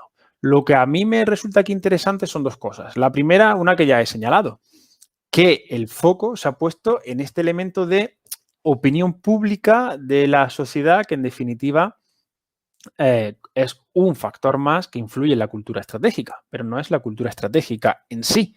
Y el otro es que ese enfoque o mejor dicho, ese ámbito de aplicación en universidades, en think tanks, todo esto que llamamos ese ámbito pues, intelectual o el nombre que se le quiera dar, pues sí forma parte potencialmente de lo que podría construir cultura estratégica en España. Y esto tiene derivadas. Y yo creo que esto aquí podríamos plantear un par de reflexiones. No sé si te parece oportuno, Javier. Por supuesto. Bien, pues el par de reflexiones tienen que ver con cómo se articula o no la cultura estratégica en España. Y aquí creo que me toca ser un poco pesimista, pero no por un sesgo, sino por haciendo un poco balance, ¿no? De la situación que nos encontramos, ¿no? Creo que tenemos algunos indicios que nos señalan que la cultura estratégica no tiene el desarrollo suficiente como para que pueda ser como tal un factor de peso en la toma de decisiones. Y me explico. No comparto precisamente por esta caracterización, conceptualización que hacemos de la cultura de defensa y la cultura estratégica, que haya una escasa cultura estratégica o cultura de defensa o haya poca. Eso no es cierto, en el sentido de que cada persona tendrá una cultura de defensa particular o una cultura estratégica. Unos serán para apoyar el empleo de la fuerza y otros serán pues para rechazarlo. Otros serán pues para apoyar las misiones en el exterior de un tipo y otros pues para oponerse al mismo, ¿no? Es decir, esa idea de la escasez de cultura de defensa, ahí, que esto era una cosa que hace ya años escribía precisamente en este artículo, hay que definirlo mejor. Cuando digo lo de la cultura estratégica y que no se ha desarrollado, me refiero a que no estamos poniendo todo el peso en esa reflexión, en ese pensamiento estratégico acerca de el uso o la amenaza del uso de la fuerza. Y tenemos algunos ejemplos de esto, ¿no? Que, por supuesto, pueden ser matizables, discutibles o otros aportes. Y creo que eso es siempre interesante. Pero, por Sí, ejemplo, es que hay, en efecto, creo que un error, ¿no? Que puede llevar a esa confusión es el pensar que cultura es igual a conocimiento. Y cuando hablamos, porque cuando hablamos en general de cultura, pues una persona culta es una persona pues con saberes, que ha leído mucho, una persona ilustrada, que sabe de los temas, ¿no? Pero es que cuando hablamos de cultura política, que es digamos, el término de referencia del que luego se sale de cultura estratégica, son primos hermanos, es diferente. O sea, cultura política son actitudes hacia el fenómeno político, que pueden ser de diverso tipo. Puede ser, y aquí vamos sin entrar en ciencia política, ¿no? Pero en esos modelos ideales de Almond y Berma va desde la cultura cívica, que presta atención a qué pasa en política y en qué puede influir esa persona sobre la política, al extremo contrario, que es la cultura localista, que es que él pasa por completo de la política, o sea, ni se informa y tampoco tiene la más mínima intención de participar en ella. Pero es un tipo de cultura política, es un tipo de actitud hacia la política. Claro, si cogemos el término de cultura política y lo asociamos a la cultura estratégica, porque es que tienen esa relación, yo creo que se entiende mejor. O sea, lo que trata la cultura de defensa, o el término de cultura de defensa, yo creo que ahí habla más, o sea, cuando esos documentos oficiales hablan de cultura de defensa, se refieren más a la primera acepción de cultura, como conocimiento. Hacer, no necesariamente cercanía efectiva, pero sí conocimiento, por lo menos que nos conozcan, ¿no? Sí. O sea, por haber participado en muchas de esas jornadas y haber tratado con los militares, la idea que ellos enfatizaban era no venimos aquí a vender un producto, sino que nos conozcan. O sea, que sepan quiénes somos, a qué nos dedicamos, qué hacemos cuando vamos a misiones y demás. No, esto no es una campaña de marketing, sino que es una campaña de aproximación a la sociedad, porque, bueno, esto es un ámbito muy especializado y aquí estamos, que nos preguntan lo que quieran, ¿no? Y entonces viene, digamos, a suplir una carencia de conocimiento, que es verdad, que ahí había un vacío. Yo creo que esa diferencia me parece que es fundamental, ¿no? Para que se entienda cómo, o sea, lo que tú estás diciendo, ¿no? Que una persona puede tener una cultura, o sea, todas las personas tienen algún tipo de cultura estratégica.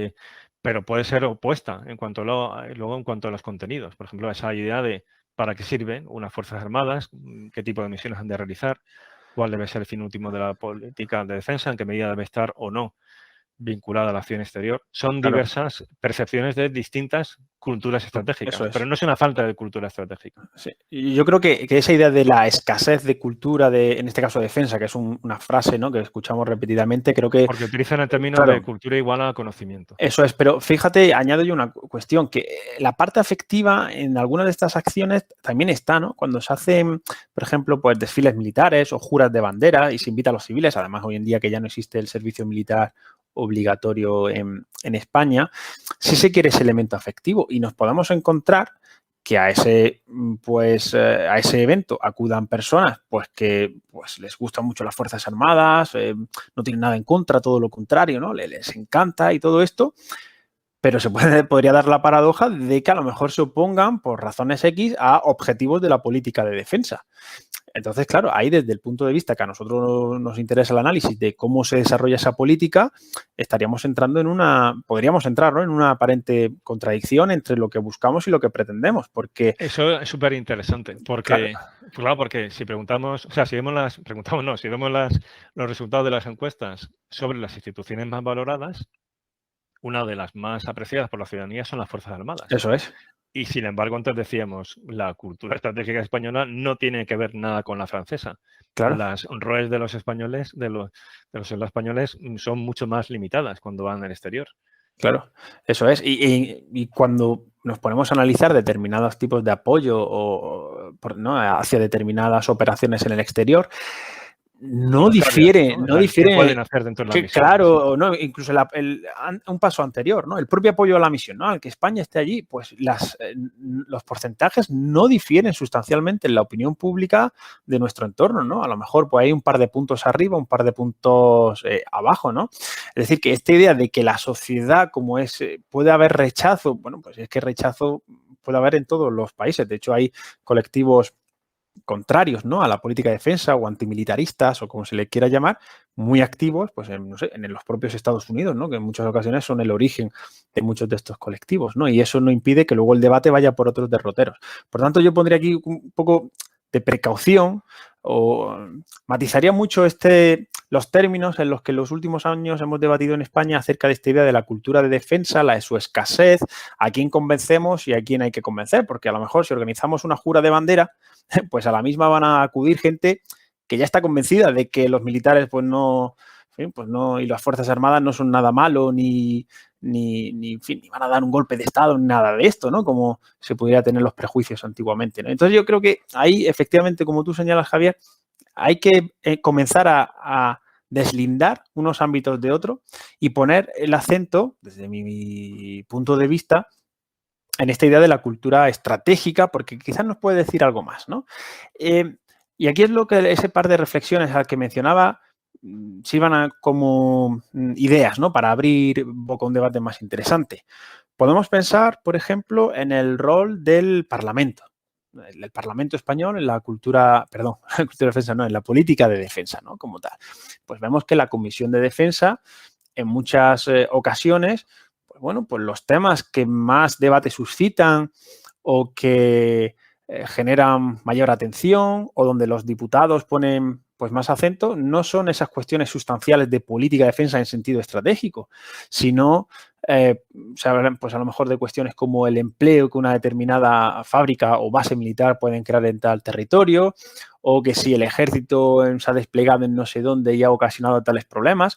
De hecho, ya, bueno, pues también lo mencionamos porque creo que es muy bueno, porque mapea esta situación. Hace unos años tú mismo, Javier, hiciste un artículo para una revista académica sobre el rol de la Comisión de Defensa en España y ahí se veía como, bueno, pues hay temas en la comisión, digamos, donde más por destacados, ¿no? O por veces que se repiten, por veces que sobresalen en la agenda, pues no son los que más tienen que ver con las cuestiones de defensa, el nivel estratégico y la decisión, ¿no? Y que incluso muchas veces la iniciativa de esa en la agenda la lleva pues el propio ministerio, ¿no? O el GEMAT a petición propia, la comparecencia, es decir, que los diputados no se ocupan.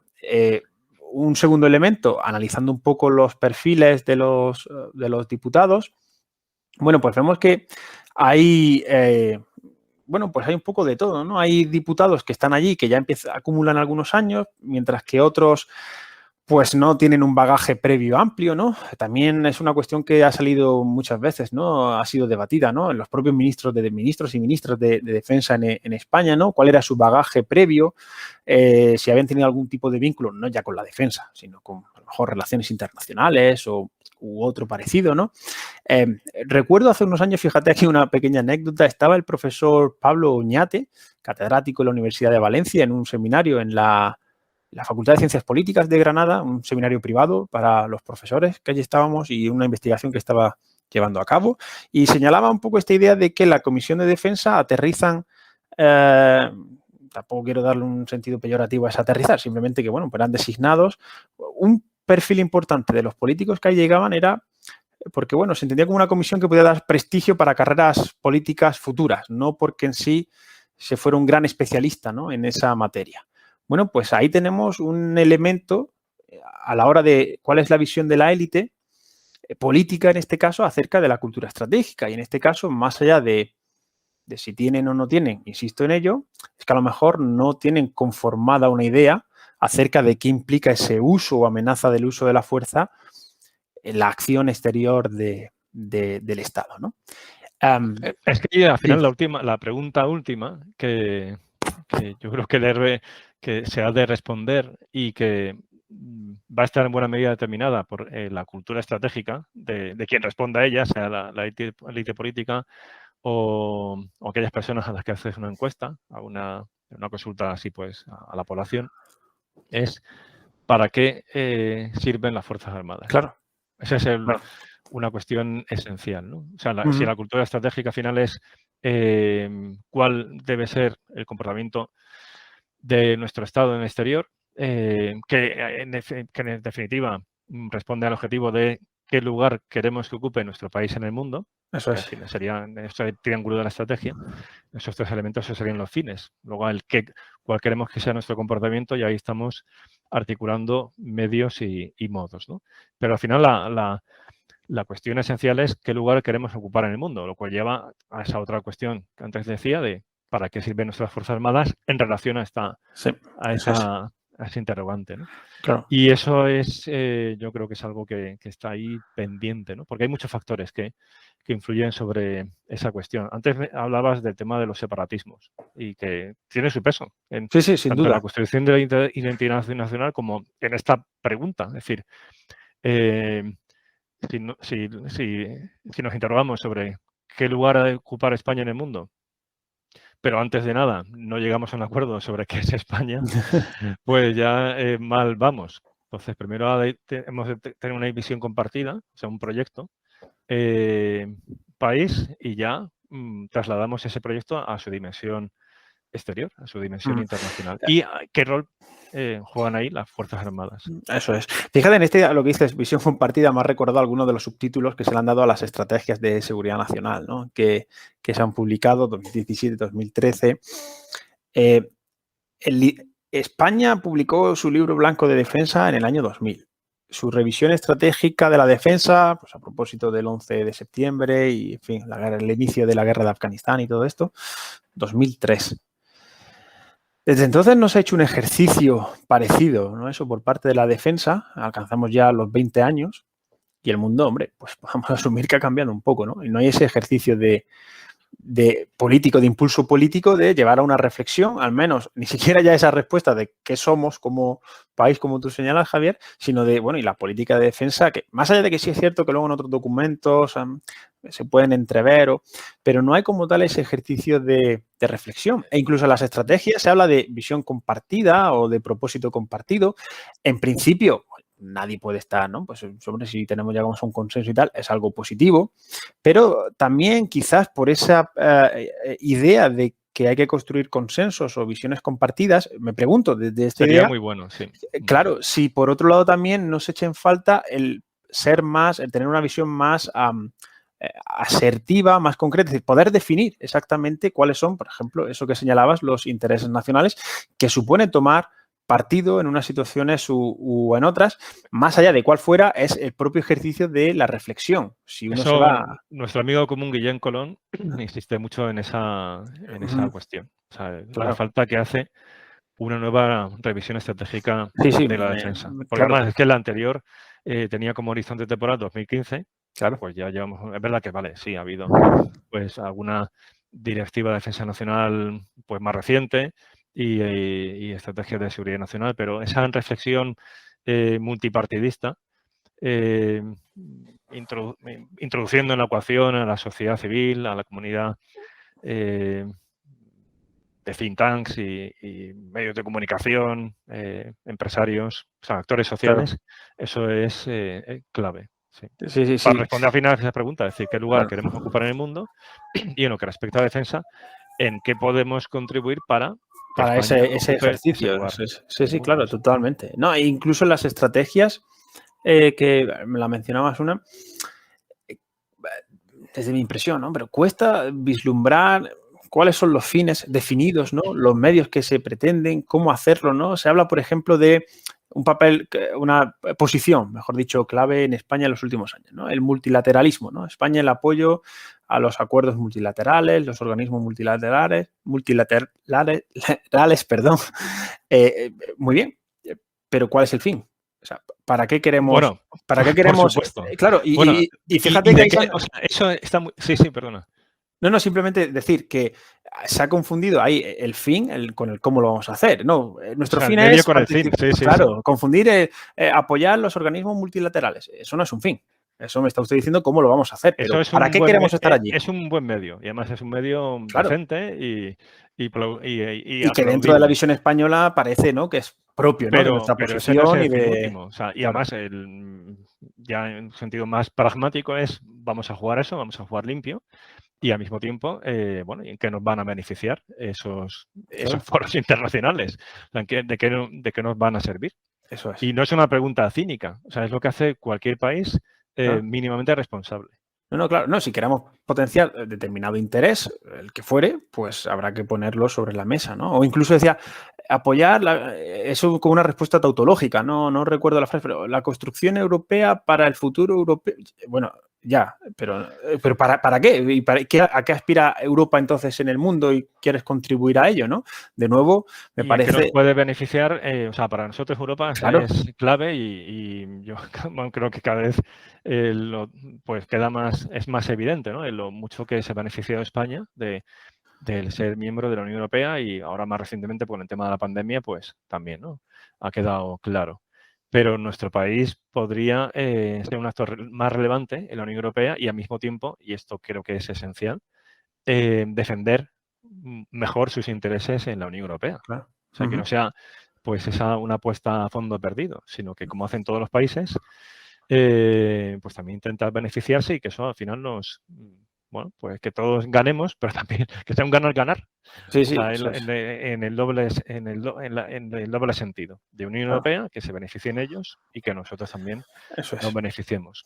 Ujú. Eso es Pues esencial. justo en esto que señala Javier es lo que quería subrayar, ¿no? Acerca de ese liderazgo político, de esos policy makers, ¿no? Los que toman las decisiones en cuanto a las políticas públicas, de esa falta de reflexión. Fíjate que además en los últimos años estamos viendo en España un fenómeno interesante. Yo creo que es que muchos partidos están incorporando a sus filas, por ejemplo, a militares. Eh, Esto tiene una coda por tradición en la cuestión de las relaciones civiles militares, que supone los militares participando directamente en cuanto a la politización, la percepción de la politización de las Fuerzas Armadas, que esto es otra cuestión, no es baladí, aunque no es objeto de aquí directo, ¿no? Pero lo que desde mi punto de vista señala es que pues, los partidos políticos, por distintas circunstancias, deciden incorporar a expertos, en este caso militares, como pues, sus políticos o como asesores. Claro, la pregunta es, ¿no hay músculo civil para ello? ¿No se participa? Esto, por ejemplo, pues podría ser otro elemento de Como algo ese... complementario, es decir, el militar sobre temas militares sabe mucho más Claro, que claro, no, un civil, o sea, absolutamente, en relación pero a la volviendo a esa idea participación. de Colin Gray, me refiero, Mm. ¿no? A ese ecosistema que se retroalimenta entre pues militares, civiles, el nivel político, bueno, que entran y salen, ¿no? La pregunta en ese sentido que hay que hacerse es cuál es un poco el estado del debate, ¿no? Vemos que tampoco hay una gran discusión sobre algunos de estos temas. Las misiones en el exterior que hace España tampoco se ha acompañado, en este caso me refiero a ese entorno de think tanks, universidades, otros organismos, organizaciones, perdón, de reflexión y debate, ¿no? Pues, no sé, las condiciones en las que España ha de participar, pues en Mali, ¿no? En la UTM. ¿O por qué España no está en MINUSMA? Decimos en las Eso, estrategias que el Sahel y el Magreb es crucial para nosotros, pero no estamos en la principal misión de Naciones Unidas en la zona. ¿Por qué? Pues no se encuentra ningún rastro de debate, por ejemplo, ¿no? es interesantísimo esa Claro. cuestión. Eh, Y eso además es que es muy propio de ese ámbito político estratégico. O sea, el plan, claro. por ejemplo, preguntarse, eh, dado que España ha participado en la mayor parte de las misiones militares de la Unión Europea, ¿esto en qué se ha traducido en beneficio de España dentro de la propia Unión Europea? O Ujú. sea, ¿esto en qué medida nos ha dado más peso en las negociaciones y Por qué ejemplo. réditos nos ha aportado? No quiero decir que no se haya dado. O sea, a lo mejor sí que si luego se ha empleado en el ámbito diplomático, pues para determinadas cuestiones que no tienen que ver nada con defensa, a lo mejor con reparto de fondos estructurales o de determinados puestos dentro de la administración de Bruselas que sean ocupados por españoles, lo cual al final nos da más influencia. Pero ahora mismo no sería capaz de evaluar el rendimiento político-estratégico de esas misiones más allá del cometido concreto que realizan, pues, de generar, bueno, pues estados más fuertes en esa región y por lo tanto, bueno, pues que eso a la larga Claro. vaya en pro de la seguridad de España. Porque se puede jugar a las dos cosas a la misma vez y porque el resto de países, muchos de ellos lo hacen también. Eso es. Entonces, ese debate creo que es esencial, que se Sí. dé ahí y que sea algo, bueno, pues que sea abierto, que se participe, porque al final eso va a favor de entender para qué sirven las Fuerzas Armadas. O sea, no Claro. verlas únicamente como una institución pues muy profesional y muy seria, con unos valores además atractivos, sino que además que tiene utilidad estratégica, con lo Claro. cual es un, es un activo que tiene nuestro país en su acción exterior. No, y en este sentido, y sin en absoluto soslayar al propio rol que juegan pues, los militares como expertos en la materia, que eso es indudable, creo que ahí el déficit también es por parte civil, ¿no? Hay toda una tradición también estratégica, de discusión estratégica, debate estratégico en Estados Unidos, sin querer comparar a España con Estados Unidos, porque son varios órdenes de magnitud de diferencia, pero ese músculo civil, de político, de expertos, de think tanks, que debatan sobre estas cuestiones y hablen en definitiva de qué entendemos, cómo valoramos, cómo pensamos acerca del uso de la fuerza, la amenaza del uso, que en definitiva es la cultura estratégica. Eso es muy interesante porque al final lleva a la cuestión a otro concepto relacionado con cultura estratégica, que es el de comunidad estratégica, que es un tema que además tú conoces bien por haberlo trabajado en la tesis. Claro, si quieres, entramos en ella. Sí, por comentar algunas cuestiones al respecto, de manera breve, la comunidad estratégica tiene una pata fundamental en el propio sistema, ¿no? Defensa, las Fuerzas Armadas. Pero luego encuentra su contrapeso para hallar ese equilibrio y ese debate tan rico, ¿no?, que mencionaba de Colin Gray en la contraparte civil, ¿no? Y civil, aquí podemos ir desde el nivel político hasta, en cuanto a políticos me refiero, y también a los expertos, ¿no? A aquellas personas que se ocupan, su actividad central es pensar, discutir, escribir, pues acerca de todas estas cuestiones. Yo aquí me he encontrado con algunos problemas, solo por poner algunas cartas sobre la mesa. El primero es esa idea de la seguridad y defensa, que tiene su lógica política, porque el mundo ha cambiado, ya no es solo defensa en términos militares, la seguridad es algo más amplio, seguridad nacional, por supuesto, pero eso ha hecho, creo que quizás inconscientemente, que hablemos mucho de la seguridad y la parte de defensa la hayamos trabajado menos. Quizás también por una cosa que comentabais, recuerdo en el episodio 2, Guillem Colón y tú mismo, ¿no? De que las cuestiones militares, y en el episodio 1 también, las cuestiones militares pues, son muy complejas y a lo mejor una persona que no conoce de los tecnicismos, ¿no?, del argot, de las siglas, que está imbuido un poco de todo ese vocabulario, pues puede tener problemas, ¿no?, para moverse ahí.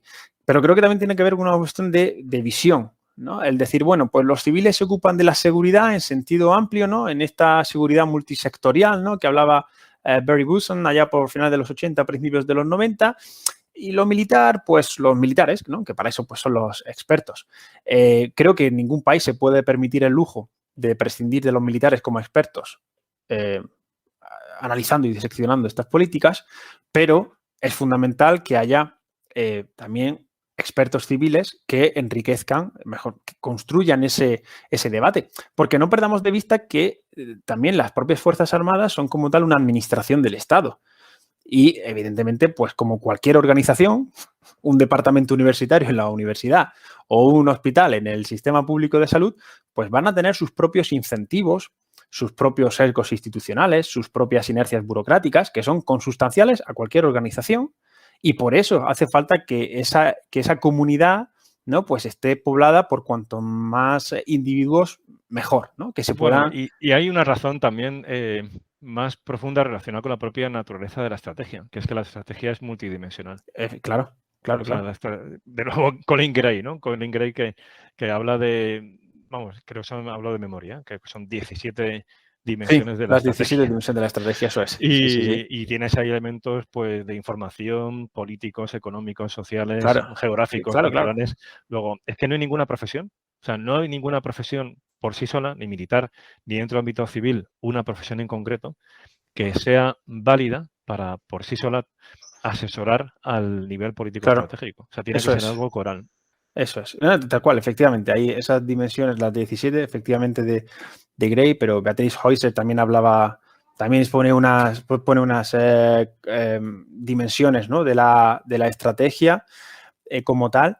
En fin, diversos autores, ¿no? Creo que esto es algo fundamental, ¿no?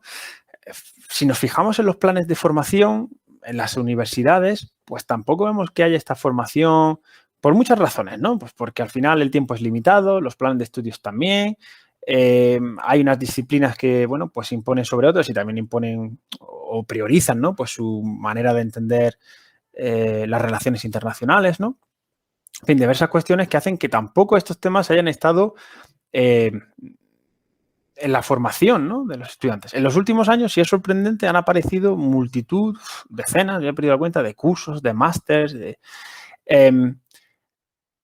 claro, el problema es, y eso luego a qué conduce, ¿no? ¿Realmente se enriquece esa comunidad como tal?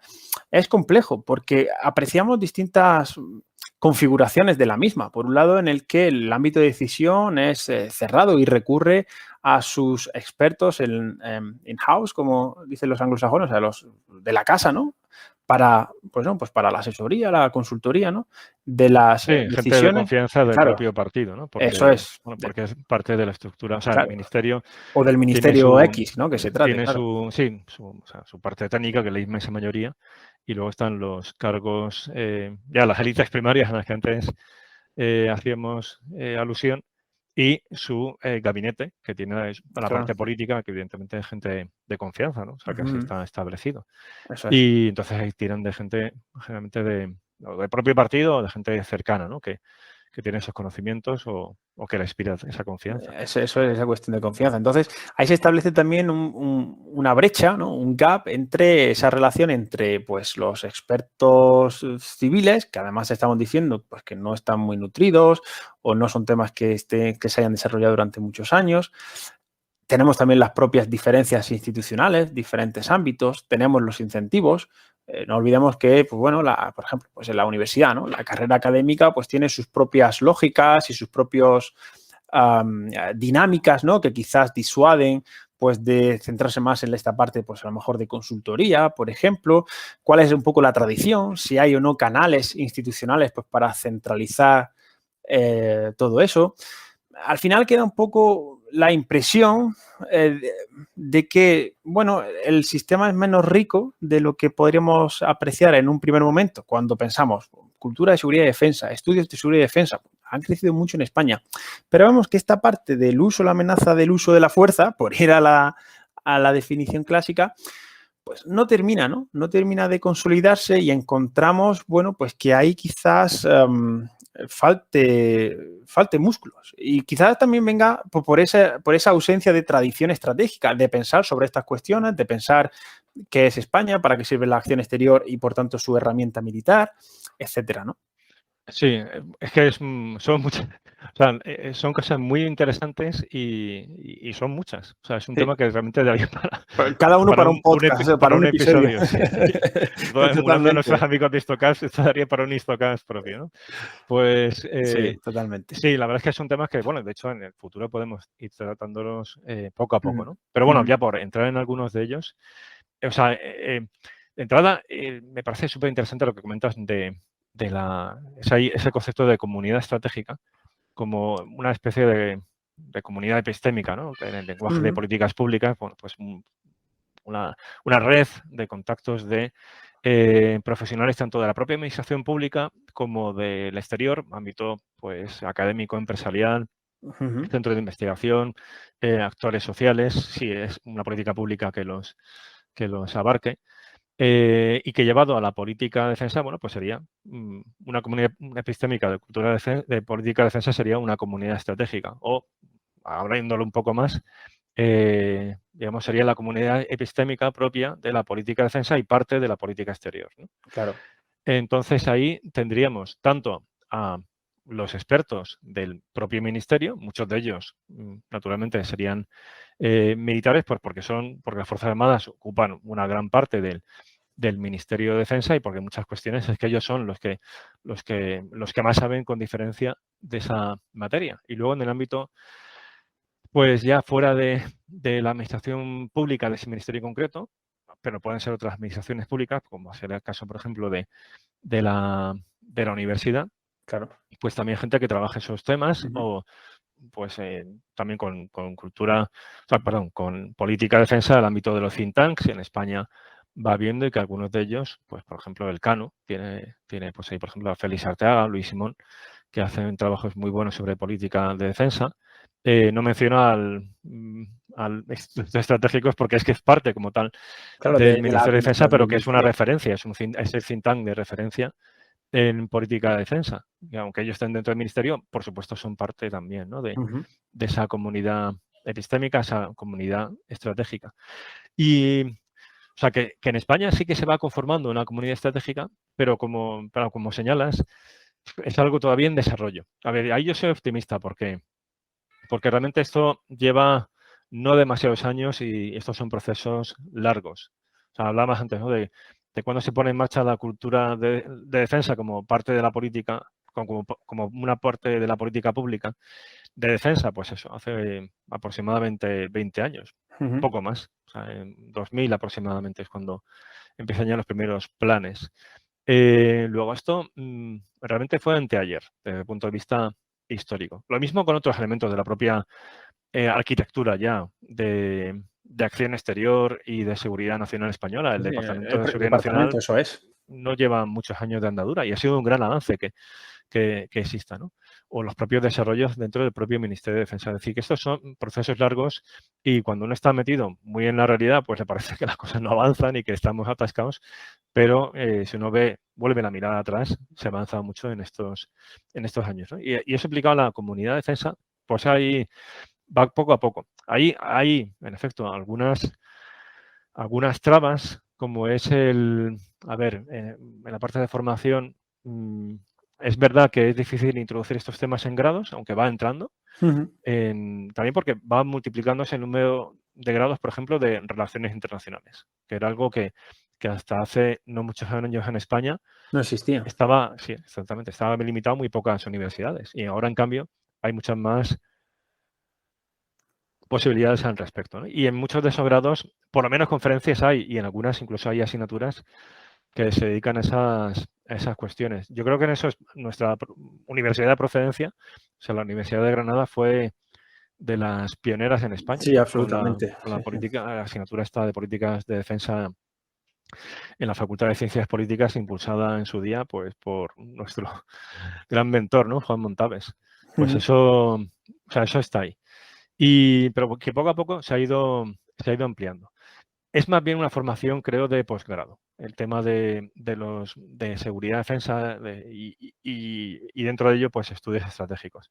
Y coincido totalmente contigo. Luego también hay cierto desdibujamiento, es decir, está muy bien que se abra a la seguridad en general y entre muchas cosas, pero eso no despistarnos de aguar y al final disolver los temas de defensa. O sea, es muy importante esa visión holística de la seguridad y que además es algo muy de cuando se puso en marcha los temas de cultura de defensa, pues estaba muy en boga el tema de la multidimensionalidad de la seguridad y toda esa cuestión. O sea, que eso está bien traído, ¿no? Pero no ha de hacerse en detrimento de las cuestiones más hard, más de defensa. Es fundamental esa cuestión. Y algo hay. O sea, hay posgrados que sí que tocan temas más de defensa. Sí, totalmente. Yo creo que, a ver, somos al final también muy reactivos, ¿no? Es decir, y nos tratamos de adaptar a las circunstancias. Y los 90 eran otro momento histórico y ahora, bueno, pues que estamos en otro momento de madurez también como campo de estudio, aunque sea pequeño, o como tú bien dices, ¿no? Las propias relaciones internacionales, ¿no? Pues que van tomando forma en nuestro país. Fíjate que hay aquí ahora que digo de los 90, hay un artículo de la investigadora Ulrike Franke, que es del European Council on Foreign Relations, y lo publicó en War on the Rocks, y hace unas semanas los amigos de la revista Ejércitos, con Cristian Villanueva, que, bueno, pues un buen amigo y mandamos un saludo también afectuoso. Sí, que hacen un trabajo excelente, fenomenal. excelente, ¿no? Sí. De estudios Yo creo que es de lo mejor que hay sí. ahora mismo.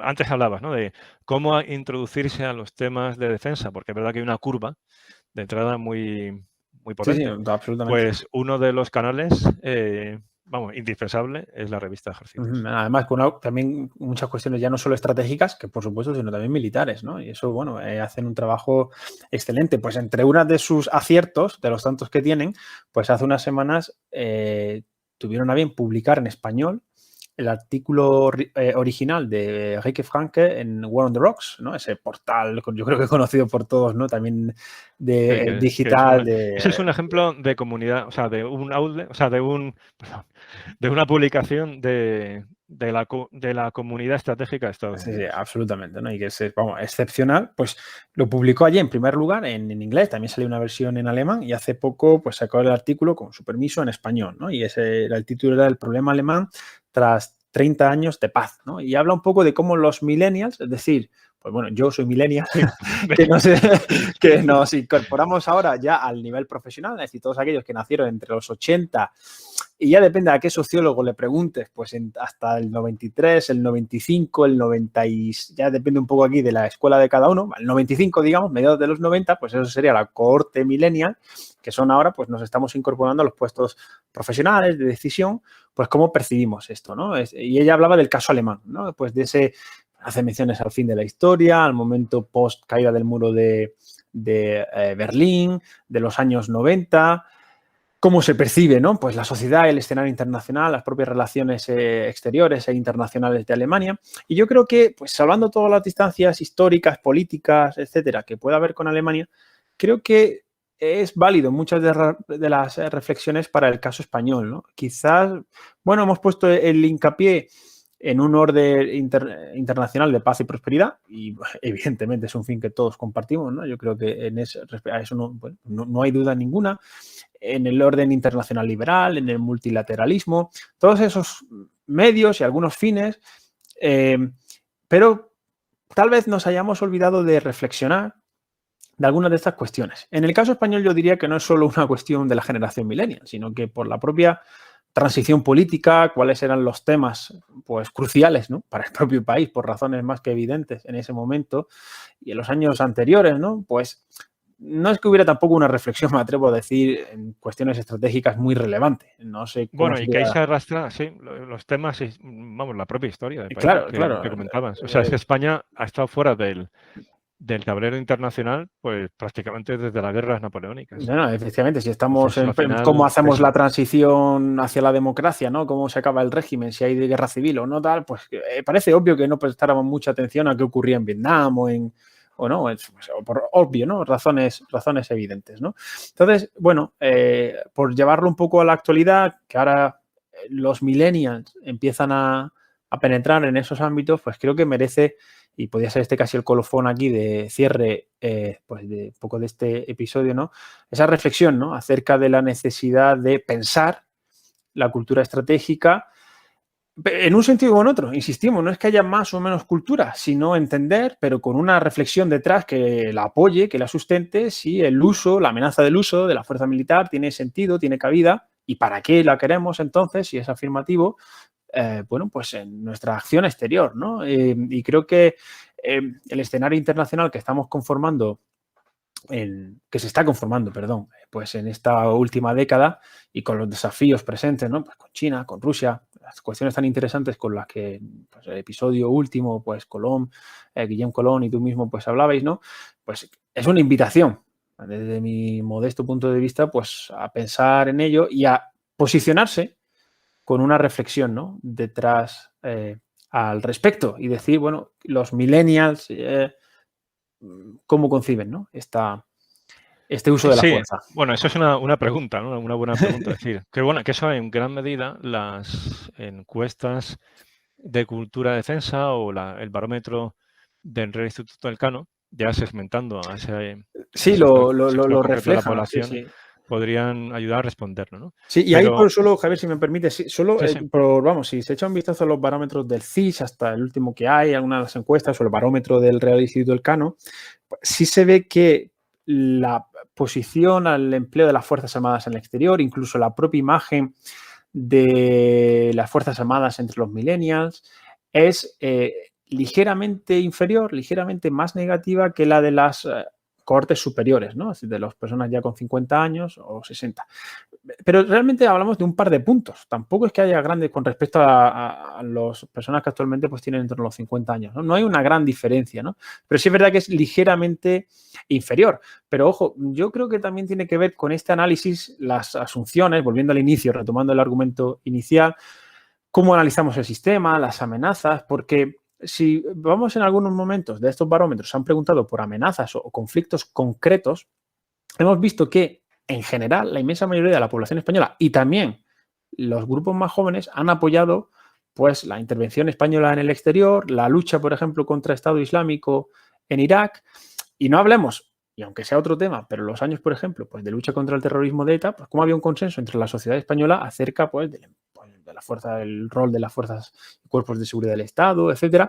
Digo este ejemplo simplemente para entender que, bueno, si hay una percepción de una amenaza y se asume que se ha de responder a la misma y tal, pues efectivamente tampoco hay una posición per se refractaria o contraria a que el Estado emplee los medios a su alcance, por supuesto, dentro de la legalidad, ¿no? Y demás, pues para enfrentarlo, ¿no? Entonces, Bueno, yo es que sé, esa es una variable fundamental, que si la claro, amenaza es reconocible, claro, es aparte de un gran aglutinador social a la hora de entender el por qué, por ejemplo, claro, de las Fuerzas Armadas, pues ya tienen la respuesta, ¿no? sí, mi punto Eso. aquí es que tampoco hay un excepcionalismo español acerca de si en general la sociedad española rechaza, ¿no? Vemos que ante determinadas circunstancias la percepción de una amenaza o un desafío responde en general positivamente y que cuando, por ejemplo, volviendo al punto de cultura estratégica, los parlamentarios, los partidos políticos han consensuado posición o no ha sido un tema de confrontación, perdón,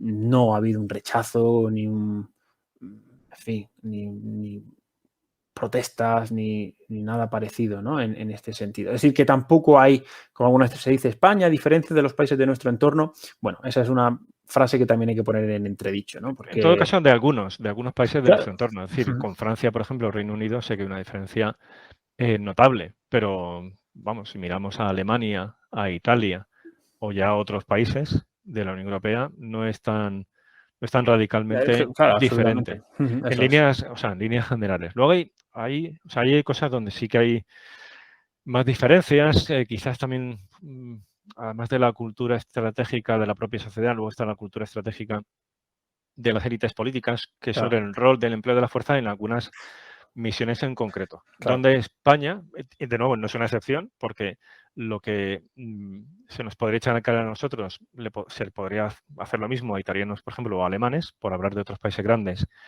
de la Unión Europea, pero sí, por ejemplo, hay una diferencia con países más pequeños, tipo Dinamarca, tipo países nórdicos, Noruega, por ejemplo, Sí. yéndonos a la otra punta del mundo, pero también países occidentales que han participado en ese tipo de misiones, Australia, incluso Nueva Zelanda, donde, por ejemplo, hacen un uso más asertivo de sus fuerzas de operaciones especiales, Eso es. que las emplean en misiones no ya de asistencia militar, sino de acción directa, convirtiendo un activo militar, además que no requiere grandes inversiones, en un activo estratégico. Eso es.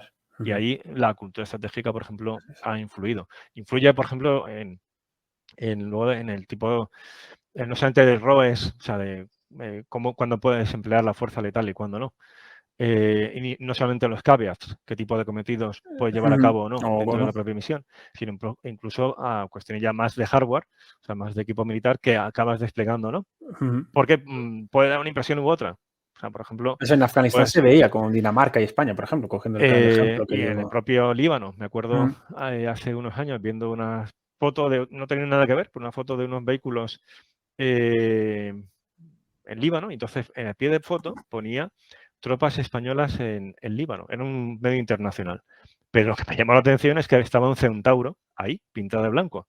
Claro, me llamó muchísimo la atención porque yo no lo tenía en la cabeza. Para que España tuviera ahí, para que nos escuchen y no sean así cercanos a los temas militares, un Centauro es un vehículo de exploración de caballería.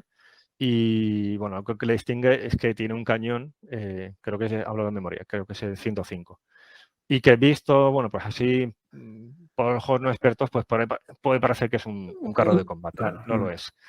Pero bueno, me llamó la atención porque yo no tenía ninguna, en fin, la más mínima idea de que España tuviera ahí centauros. Sí, BMRs, y de hecho en la foto aparecían BMRs, pero no el centauro. Y luego ya, viendo con más detalle la noticia, ese centauro en concreto era italiano.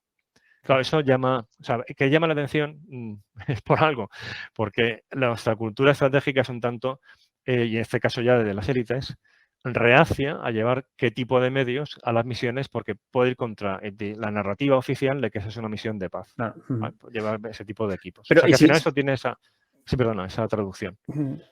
sí, no, disculpa, Javier. No, justamente, pero fíjate que la excusa en este sentido de la justificación es la cultura de defensa, ¿no? La gente no lo va a entender. Es decir, y aquí como que se delega la responsabilidad en el nivel societal, en la opinión pública, por más que, como tú bien señalabas antes, jueguen un rol efectivo, ¿no? Es una variable más. Pero lo que falta es lo que señalas, ¿no? Esa reflexión o no, y en último término, la decisión acerca de en qué condiciones se despliega pues las Fuerzas Armadas, en este caso en Que al el final es Líbano, una ¿no? relación bidireccional entre élites políticas y sociedad. O sea que tampoco es que Absolutamente. aquí estemos cargando la mano sobre las élites políticas y No, que no, hay en absoluto, claro. parlamentarios que saben muchísimo de temas de defensa, que llevan años en la comisión de defensa, ¿no?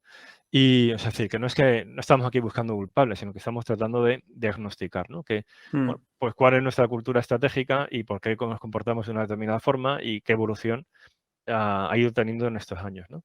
Yo ahí la verdad es que, a ver, soy optimista. ¿Por qué eso? Porque si miramos hacia atrás, es que hemos avanzado mucho en estas décadas. Y también como país, es decir, ese alejamiento de la esfera internacional que ha tenido España durante casi 2 siglos, pues es que no tiene que ver nada con el presente. ¿Que podemos mejorar? Sí.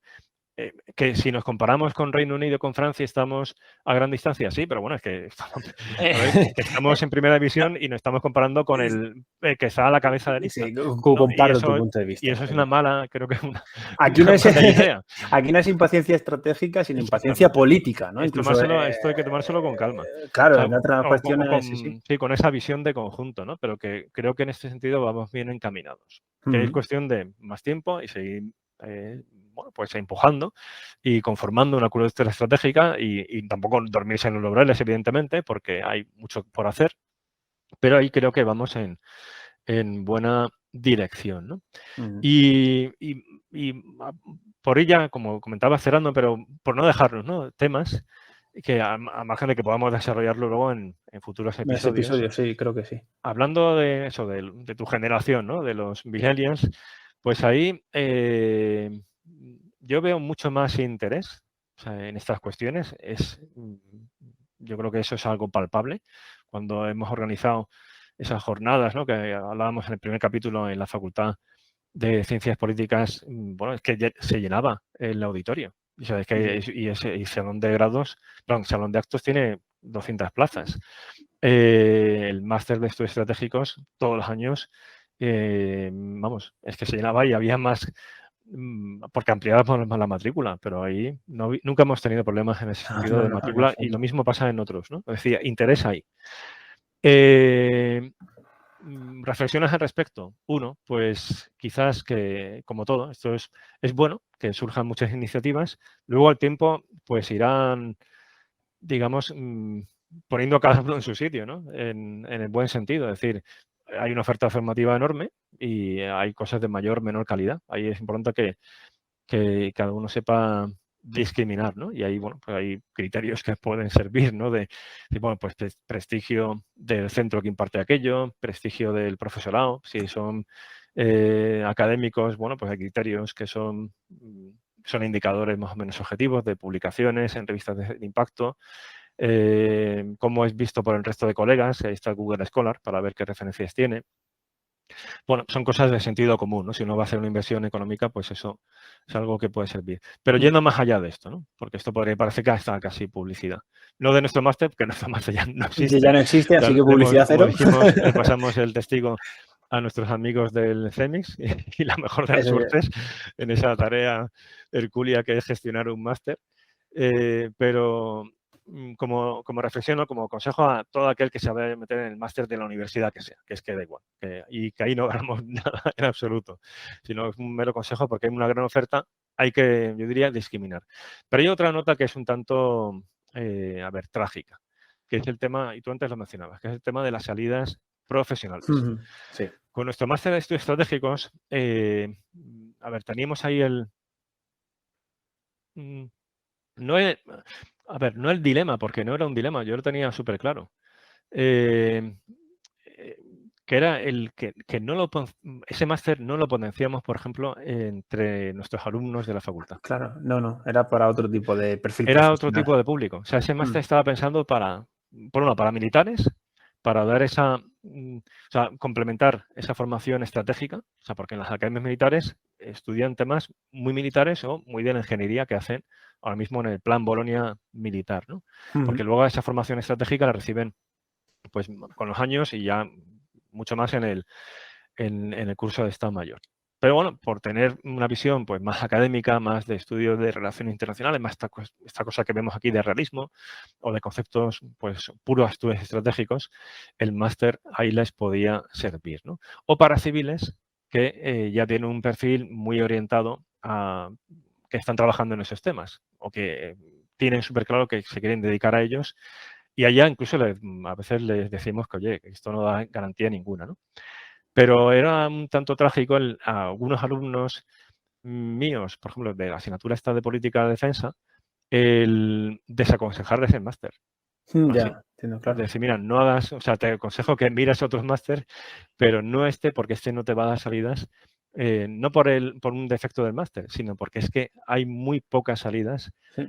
en las cuestiones de defensa. Y eso No, es una pena porque la gente entra de lleno a estos temas. En la asignatura de política de defensa la gente, hay mucha gente que le gusta y que descubre ahí una vocación profesional, pero ahora mismo hay muy pocas salidas profesionales ahí. claro. Y eso es algo en lo que claramente se tiene que mejorar, porque lo que tú decías es que la comunidad estratégica va más allá del ámbito militar, e incluye también el ámbito civil. Por ejemplo, sería muy bueno que hubiera esos puestos de asesores de la Comisión de Defensa, por ejemplo, porque eso en Estados Unidos o en Reino Unido existe, que hubiera posibilidad también de técnicos en la propia Canales administración pública. institucionalizados, o sea, los propios Totalmente. canales. Eso da para un propio episodio como tal, pero es fundamental Porque en sería el una área de relación políticas. ganar-ganar con esta gente que se Sí, está formando, porque hay muchísima gente que todos los años se matricula en la cantidad de cursos que salen en diversas universidades y centros privados y demás, y que de verdad, que es que el mercado, ahora mismo hay una burbuja formativa. O sea, el mercado no da ni de lejos para absorber a la cantidad de gente que se está formando. Y yo creo que esto es algo que es fundamental que lo tenga claro, porque si no es que al final se puede volver en contra, porque se está sí. dando la formación a una gente con la mejor intención quiere trabajar ahí y sí sale, o sea, en nuestro máster tuvimos a gente que a pesar de todo se matriculaba, y me refiero a algún alumno, y luego sí ha conseguido entrar en algún sitio de estos, pero mucha gente Sí. no. Entonces, con lo trascendental que son los años, nada más acabar la carrera de elegir bien el tipo de máster que vas a hacer y cómo te vas a orientar profesionalmente, por lo competitivo que es y porque pesan mucho el tiempo cuando estás ahí en esa encrucijada vital de decir, ahora qué hago yo con mi vida. Ahora mismo, de corazón, creo que no está maduro eso profesionalmente. Sí. Es decir, no es una buena idea el empeñarse, o sea, se puede tantear, pero uno tiene que poner las cestas en los huevos en diversas cestas. Es decir, puedes elegir cierta formación ahí si te tira muchísimo, pero al mismo tiempo mira otras cosas y echa currículum en otros Sí. sectores profesionales y si al final suena la flauta, pues mira, bienvenido sea. Y eso que has conseguido. Pero ahí yo haría una llamada a la prudencia. Totalmente. No, solo como complemento y punto final, porque la verdad comparto absolutamente tu reflexión, Javier. Creo que mi generación, quizá también es un sesgo, ¿no? Por un poco por las preferencias, pero esa reticencia a estos temas no existe. Es decir, la gente, como bien señalas, le interesan, le gustan, los grados de relaciones internacionales han sido un aliciente, muchos de estos cursos y jornadas en el marco de cultura y defensa están llenos y la gente joven, los que ya vamos siendo menos jóvenes y los que son más jóvenes, pues les interesan muchísimo estas cuestiones y les gusta. Es decir, que esa reticencia que pudiera existir hace 20 o 30 años creo que se han superado completamente. Pero aciertas de lleno al decir que, bueno, la salida laboral, pues la realidad es bien distinta en la que algunas veces se pueda señalar, ¿no? la función pública, pues el ámbito de defensa, de los ministerios en general, pues siguen, al menos en nuestro país, en España, pues muy vinculada a unas oposiciones, o en el caso de los militares, pues a las academias militares, etcétera. Y no hay empresas tampoco, ¿no? que con el nivel de oferta formativa que hay, pues acompañen con puestos, con un número de puestos, ¿no? Por razones distintas. O de think tanks. O de think tanks, sí, por supuesto. Sí que existen algunos, pero nada que ver, por ejemplo, Claro. con el ecosistema que hay en Estados Unidos. Efectivamente. Es verdad que Estados Unidos es otra realidad. Otra realidad. Total. Pero efectivamente, ¿no? Entonces, bueno, hay que jugar con ese punto de sí, el interés, que creo que eso está ahí, y yo ahí pondría, compartiendo la reflexión de Enrique Franke en ese artículo, pondría distintos matices en el caso español, pero que luego, bueno, pues el alimentar esa comunidad estratégica creo que es distinta y es un tema, Javier, que creo que da para algunos episodios más, ¿no? Sí. Este es un tema muy interesante que, bueno, para no pasarnos de hora, podemos ir ya encaminándolo hacia el final. Pues perfecto. Pero que sí, que creo que, vamos, que esto da para mucho. Y para traer a invitados. Ya estamos gestionando, pues, a traernos a invitados externos a Global Strategy que nos cuenten cosas interesantes, que hay muchísima gente y estamos ya teniendo respuestas afirmativas, con lo cual en los próximos episodios pues aparecerán caras nuevas, pero sobre este tema en concreto hay mucha gente que puede contar cosas muy, muy interesantes. Totalmente. Muy bien. Pues, Javier, el placer ha sido mío encontrarnos de nuevo hoy aquí en Estrategia. Un gusto como siempre y yo espero que también gustado a quienes nos hayan escuchado. Y de nuevo, si nos podéis ayudar a tener visibilidad, pues dándole ahí al like y añadir comentarios también de crítica. O sea, porque insisto, en esto somos muy nuevos y nos vienen bien todos los consejos para ir mejorando. Totalmente. En YouTube, en iVoox, vía Twitter, todo feedback, crítica, comentario, difusión, pues más que bienvenido. Fantástico. Pues Alberto, nos vemos en siguientes capítulos. En siguientes capítulos. Gracias, Javier. Bien. Un abrazo. Hasta luego. Un abrazo.